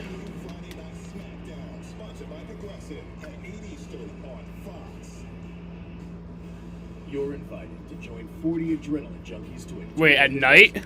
where dreams are won. There's a lawnmower just fucking being annoying outside your house at night. Every point, every decision matters. Because to win it all, You're gonna have to ask yourself one question. Do you feel lucky? If you're not winning, then what are you doing? NASCAR returns to Vegas October 14th through the 16th for the South Point 400. Joint pain was keeping me from the moments I treasure most, but not anymore. Blue Emu, give me these special moments back. It's the powerful relief my joints need. Blue Emu. It works fast and you won't stink. It's the all-new Subway Series menu. 12 irresistible new subs. Like number 4, Supreme Meat, Smoky Capicola, Genoa Salami, and Pepperoni. And neighbor's lawnmower, that's annoying. I still got my uniform. It's Subway's biggest refresh yet. Thursday, it's baseball night in America on Fox. Aaron Judge continues his historic season as the Yankees take on the rival Red Sox. Or Acuna Jr. and the Braves battle Arca and the Phillies. It's baseball night in America next Thursday at 6:30 Eastern on Fox. 10 drivers in, 1 driver out. Only one is left standing in the end. I am the NASCAR Camping World Truck Series playoffs. I am NASCAR. You've been watching it side by side, Camping World Truck Series racing from Bristol here on FS1. Zane Smith, your leader in the 38. He's won 3 times this season as the regular season champion, but he hasn't won since Kansas back in May. Been runner-up 3 times since then. Ty Majeski, best career finish, second. That was at Kansas in May. He ran second to Zane Smith, and right now they run 1-2 again. Vince, how about the guy running third? Grant Infinger. That's a huge surprise, isn't it, that he's running well on a short track? Infinger seemed to be getting a lot of respect from the outside, but all those in the garage know that you better count on having to deal with Infinger when it's all said and done at the end. Haley Deegan again. He continues to hold off Matt Crafton. There's been some bumping and banging between those two as Chandler Smith closes into this battle. And you see, Michael, 52 laps to go. That sounds like a lot of laps, but when you're clipping off 4 laps per minute, it goes by pretty fast. Chandler Smith diving to the inside now. Matt Crafton. How tight that is. Pirates won 7-1 against 2. Caution. It's the 33. The 33's around. Who's that? That'll do nothing but help Chandler. I'm sorry, Zane Smith. Chris Hacker. Who's trying to stretch it on fuel. Each one of these Bro, he has some gnarly hair. Jesus Christ. For Zane Smith. He may be saying a lot of things right now, but one of the things he's not saying is we're going to pit. It's too late, baby. See what happened to Chris Hacker. Oh, Eckes to the inside. Eckes, yeah. Sorry, I'm going to need that space. Yeah. Eckes is back in the 12th position, trying to fight for every stage, every point he can get toward the end of this race.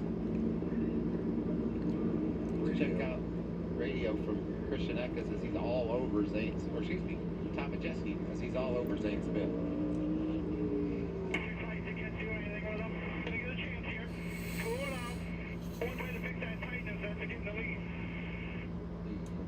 That's Joe Shear from Joe Shear, the crew chief, and just get the lead. Yeah. Well, that's why it's tight, because I'm not. Joe Well, Shear, just go get it. longtime crew chief of Johnny Sauter, and they won a lot of races together. Those two, championship as well. You can see Vince that last pit stop in the pylon. It's Larry who's been out there the longest, and I'm going to be really interested to see where Zane Smith chooses on the restart. I think he took the bottom because he knew he could get the best of Clearman, but what will he do with Majeski? Let's get some insight into that 38 situation. Jamie Howes with the crew chief.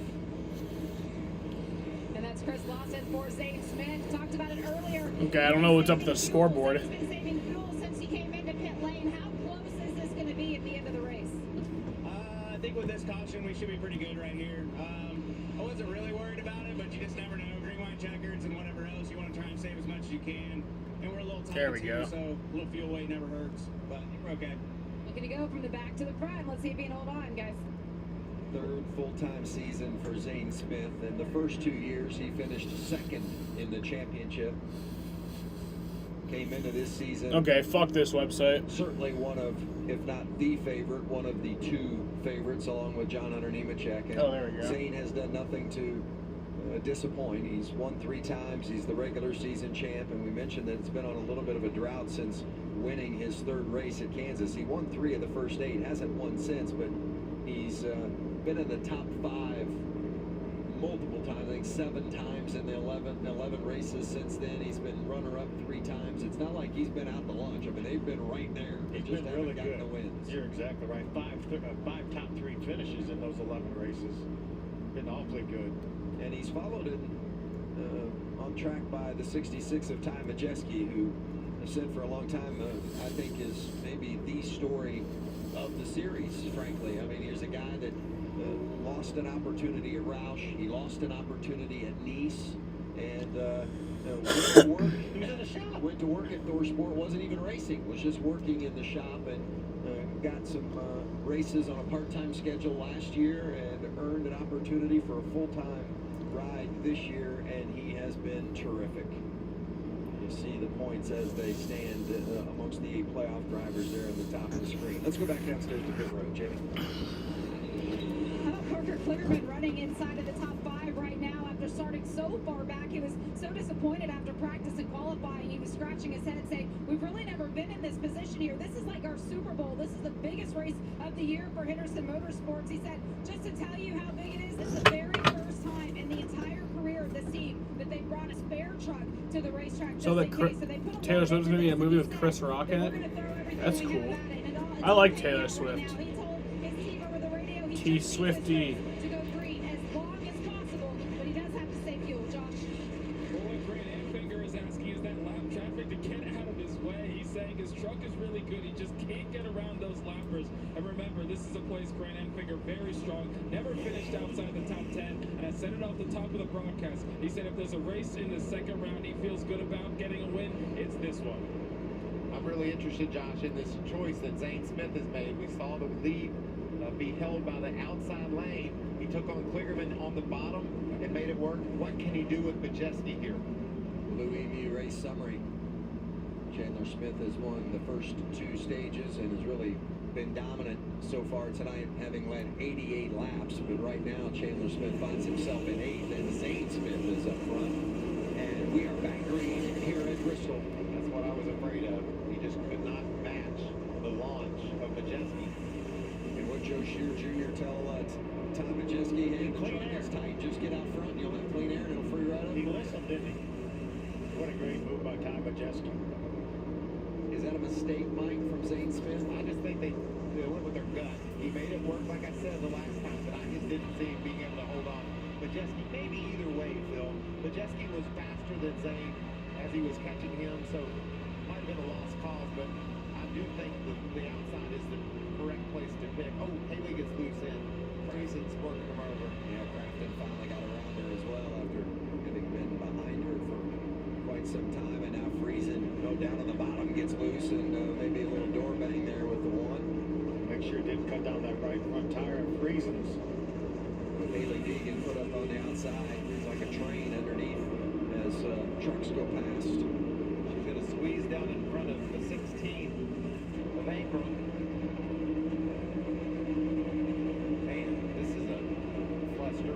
Eckes in the 98, John Hunter Nemechek in the 4, back in 12th and 14th, and a couple of spots behind them is Ben Rhodes in the 99. Rhodes is 16th. Corey Heim right there in the middle in the 51 truck. Remember, that truck is still racing for an owner's championship because it has not had the same driver throughout. Movie is Amsterdam and it's rated R. 13th. There's Bailey Curry up there as well in the top 15. Amsterdam. Christian Eckes just ahead of Heim. Many solid performances tonight from drivers that aren't playoff guys. Right now, Ty Majeski is the man out front by more than a second over Zane Smith. For how fast the Roadrunner was. That's part of it. Roadrunner's on the side of that Majeski truck. We should have seen this come. Road Ranger, isn't it? No. It's close though. Yeah. The Ranger. The Ranger's in charge. First start for Majeski in the Truck Series here at was an Xfinity Series start, but it's a young man that he's won a lot of races on short tracks around the country. A terrific late model racer. Still races a lot around, especially up in the Wisconsin area. In fact, Haley Deegan in 10th, her best run of the season. She was also 10th at Mid-Ohio, but this is her strongest effort we've seen from her this year. Right up front all night long. Getting a lot of heat from Becca's, and then see him on a roofing truck.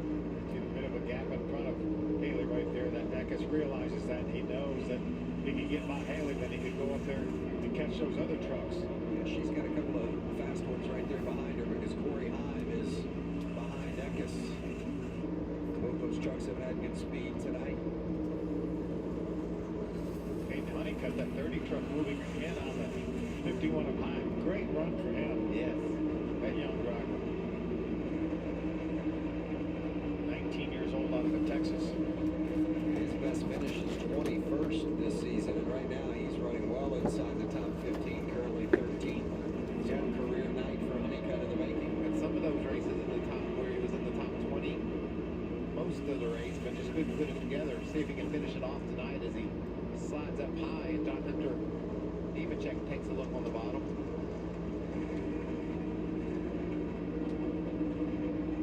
Tyler Ankrum having a good run as well. He's been top 15 in 7 of the last 9. We talked about their improved performance. He was 6th at IRP to open up the playoffs, and even though he's not a playoff driver, it was a terrific way to start the postseason for Tyler Ankrum, and he's there inside the top 10 again tonight. Some damage on the right front, but no worse for wear. Top 10 finish a couple of years ago here at Bristol. I talked to him last night too, Phil, and he said this is his favorite track. Really? So it's really cool to see him come to his favorite track, have a solid run inside the top 10. Now the patience is running out here. We're almost to 25 laps to go, 27 laps to go right now. We saw Christian Eckes beating the rear bumper off Haley Deegan's truck. Corey Heim just patiently watching on, looking on as Road Ranger keeps clipping through some lap traffic, putting Timmy Hill down a lap. First time he's been a lap down. Jeske has stretched that lead. Now it's about a second for Zane Smith. If I'm Zane Smith, Bill, I'm saving every drop of gas I can. I got a bit of a gap behind me. I'm okay with not catching our leader. I just need to finish this thing up. Hopefully it stays green flag and he can save enough fuel to get there. How about Ben Rhodes again back in 17th? How concerned are you if you're a fan of Ben Rhodes? Very. It's just been a theme lately. No speed. Haven't been able to get to the front. Luckily, he scored some stage points. That helps the cause a bit. Dean Thompson there right behind him in that 40 truck. How about the 99 of Rhodes, Josh? Oh, trouble, the 40. That was almost, somebody almost T-boned him too, but. Dean Thompson was right there behind Rhodes. Yeah, Dean Thompson was doing good. He was, I know earlier he was running up in the top 10. I don't know where he was running before the 18th before the wreck. Disappointing. Good for him, you know. Went away from that shot. It looked like Tanner Gray had caught Dean. It looked like Dean was taking a very defensive line going down the straightaway towards the corner. Let's see if that confirms that right here. There's a 15 of Tanner, jumps to the inside, and then it was a block by the 40 of Dean Thompson. And get down toward inside 25 to go. Those blocks aren't generally well received, are they? Exactly. He saw the pair of grays there. Yeah, I mean, that's, if you're willing to make a block like that, you have to know that this is a possibility, unfortunately. Who does this caution flag help, Phil? I know we're going to say Zane Smith, save a little bit of fuel. Parker Kligerman wanted it to run green. He knows he's better on the long run than he is the short.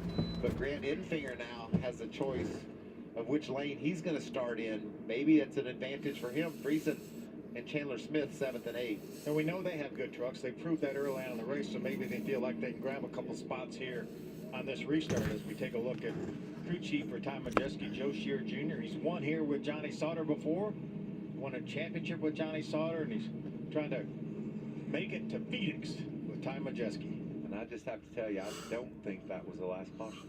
Do you know? These guys get really, really aggressive as the laps wind down, and we're probably going to see some more crashes. Like the shot of the pit box there of Joe Shear Jr. and saw the engineer with his hand in his head and on his head. And there's a lot of nerves on those pit boxes down on pit lane. Under 20 to go. Who's going to win this opening race of the round of 8?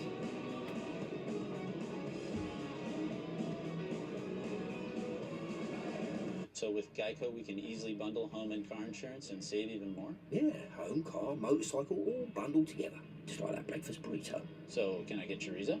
Yeah, metaphorically, yeah. Carnitas. Just chicken. Just give me a bunch of chicken. Oh, bacon? Oh, wait, there isn't too much hot sauce, is there? I have a sensitive palate. I actually like hot sauce. Can I get chips? How about guacamole? I don't really know what we're talking about anymore. Burritos. Okay. For bundling made easy, go to geico.com. The new Subway Series menu, the greatest sandwich roster ever assembled. For more on the new boss, here's Patrick Mahomes. Incredible. Meatballs, fresh mozzarella, and pepperoni. Oh, the meatball's out. I thought he never fumbles. The new Subway Series. What's your pick?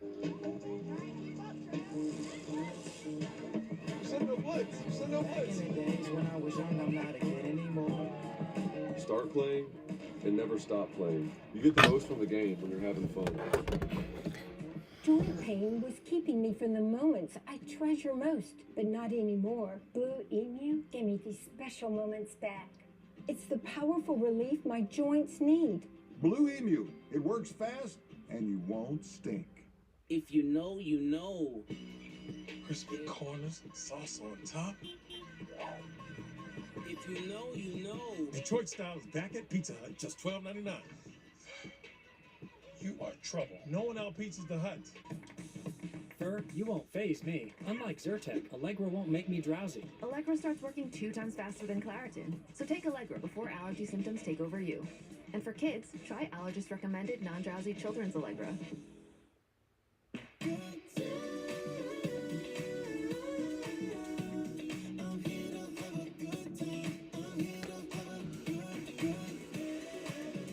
Fall faves made easy. That's totally Target. At Safelite, we take care of vehicles with the latest technology. We can replace your windshield and recalibrate your safety system. And they recycled my old glass. Don't wait, schedule today.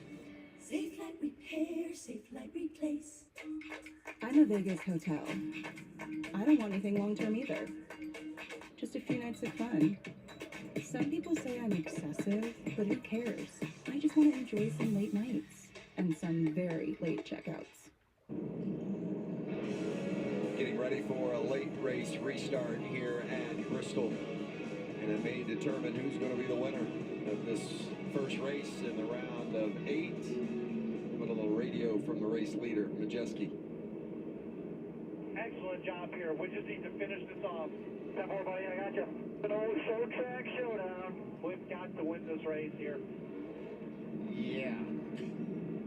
Jamie's with the crew chief, Joe Shear Jr.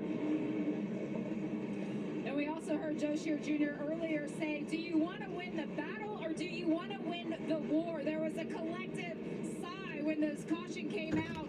What kind of truck does Ty have to take to the end of the race? We got a very good truck here. We're a little bit tight, but this clean air helped it for sure. And, you know, he's a great kid. We've been working hard. I got a great crew. We just really need to win this race or go on to Phoenix. But everything looks pretty good. We just got to get through this last restart here. Looking to be the first to race to the championship. It's a little bit of redemption for Joe as well. You know, Sauter fell on kind of hard. I just don't like how, like I wish they could at least line up, like, the playoff cutoff races and shit, you know? It's like their playoff started in, like, July or some shit. It's like, I don't like that. And left him at home and had maybe, I think, Bud Hafley or something called a shot. So I think, but says a lot about Duke Thorson to keep Joe Shear there, knowing that he has a good guy here, and even bringing Johnny back. Johnny was paired with Junior Joyner and ran extremely well every race that they ran, just a handful of races. But it's been a great pairing between Joe Shear and Ty Majeski. You could hear the emotion in Joe's voice there as he spoke with Jamie about the significance of this race and how important it would be. And remember, if you're one of those 8 playoff guys and you win this race, you guarantee yourself one of those 4 spots in the championship to run for the title at Phoenix, and you don't have to worry about Talladega in a couple of weeks. Just go have fun. The pressure of Miami in a month.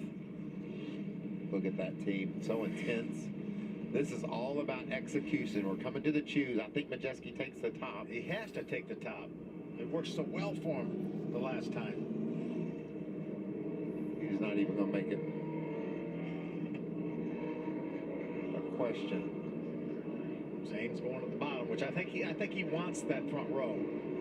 I think that worked out best for Majeski because I think Zane doesn't have the speed to run with Majeski, and he might have the speed it takes to hold up Kligerman and Grant Enfinger from having a shot at Majeski. Majeski does his job, which we know what a talented short track racer he is. He does his job on this restart. He's going to drive away. He's had thousands of these restarts in his career. But I said this probably isn't the last restart. We'll see. What about Parker Kligerman? I was going to say, that second row, Kligerman and Enfinger got to be licking their chops here, don't they? Yeah, what a great job by Enfinger, that Henderson Motorsports truck. Got a race to decide here. All right. Derek Kraus and Crafton. Great job tonight by Here we Matt go. Crafton. 6th place.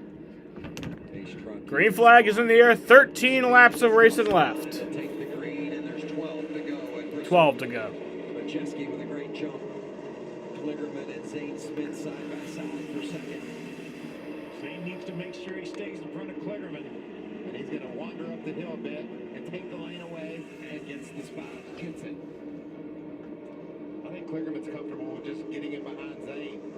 Now, Majeski just says, guys behind me, keep your noses clean. Yeah, stay green, folks.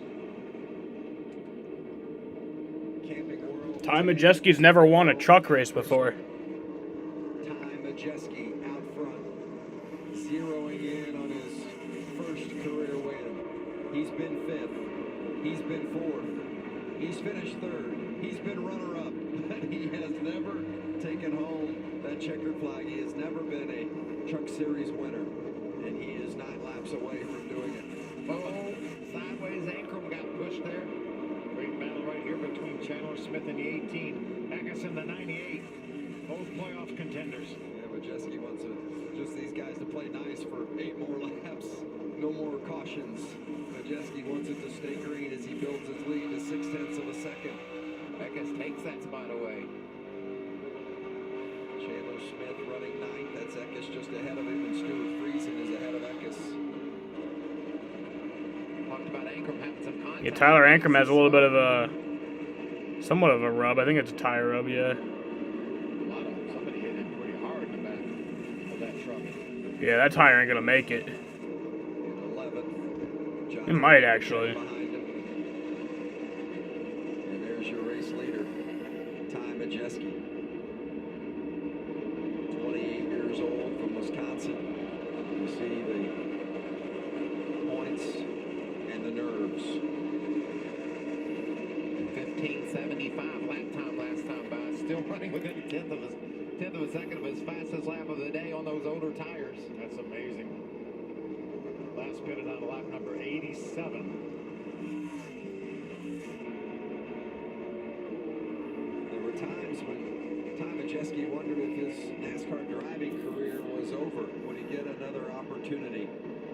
He went to work in the shop at Thorsport up in Sandusky, Ohio, and set the driving on a back burner and just was a team guy. And then a couple of opportunities to get in an extra truck for Thorsport came along, and Majeski did that last year, did a nice job, and things fell together and gave him an opportunity to run it on a full-time basis this season. As he takes All right, coming to the white flag. White flag is in the air. One more time around Bristol. So nervous in the final lap. Ty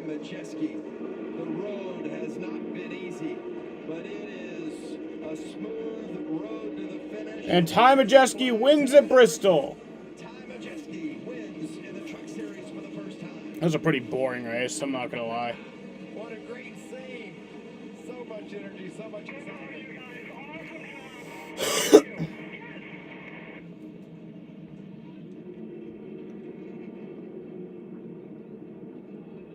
Yeah, and Ty Majeski's going to the Championship 4. Championship 4. Ty Majeski will run for the championship November 4th in Phoenix. We're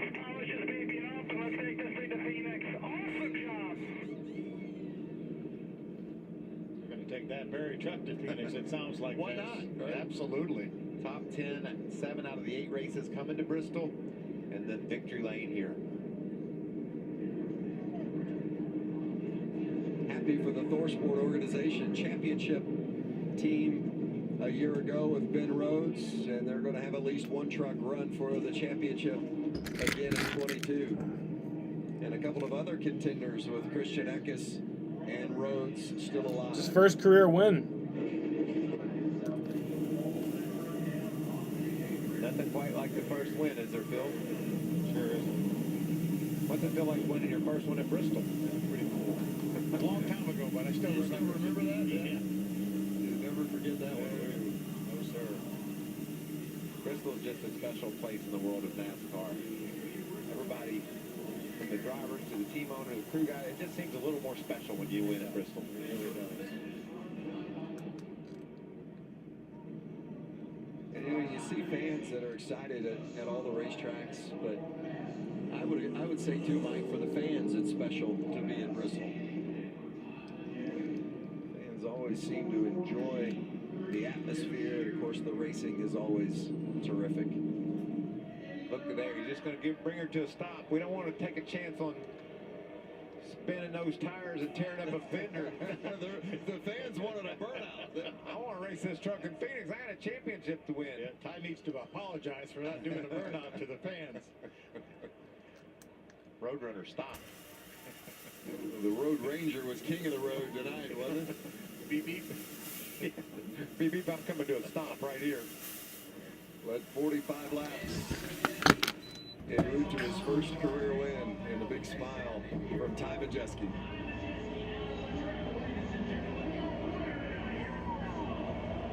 He's like, why are they booing me? He doesn't understand. I thought everybody liked me. Ty Majeski, a winner in the Truck Series for the very first time, booking his way through also to the Championship 4. Didn't do the burnout, but now he's getting the cheers. But Ty, talk to me about this moment and no burnout there. Man, this is unbelievable. I've been waiting for an opportunity like this. Duke, Rhonda Thorson, Allison, thank you for this opportunity. Just so proud to be here. We came guns blazing for this race, took our best truck. Joe was aggressive on pit strategy, got us out front, and we're able to get it done. This is so cool. My career's been so up and down, and there's been a lot of people to help me get to this point. It's so cool. I know my late model guys are watching back at the shop. You know, they're a big reason why I'm here. My parents, my fiance. This is just damn cool. Road Ranger, TRD, Toyota, for all they do for us. This is man, I've been waiting for this for a long time. And can you break down those final restarts for me? You called it an old school short track showdown at the end. How did you hold off the 38 to get the win? Just had to do what I do. I've been in position a lot throughout my career, late model racing. We've been fortunate enough to win a lot of races, and this is just another restart. Thanks and congratulations. Maybe we'll see a burnout in Phoenix if he wins the championship. Jamie? For Sammy Smith, his crew chief Chris Lawson on the radio at the end of the race said, we certainly didn't deserve a second place tonight, but we raced our way through it. You had to start at the back, come all the way up, only made that one pit stop. What do you think was the turning point for the team? Yeah, I mean, obviously it's getting ourselves track position, so a good salvage of the night. We worked on our speed go forward. The only chance we got, felt like went the right direction. Just all right, y'all. Different there. Obviously, take the top. When's the race tomorrow? I was so bad if I was outside of. For tomorrow, the Xfinity race whatever it is, and is at 7:30, so I'll be live at 7:15. car 66. I did the first time. I want to thank everybody for watching. Second time, but it was not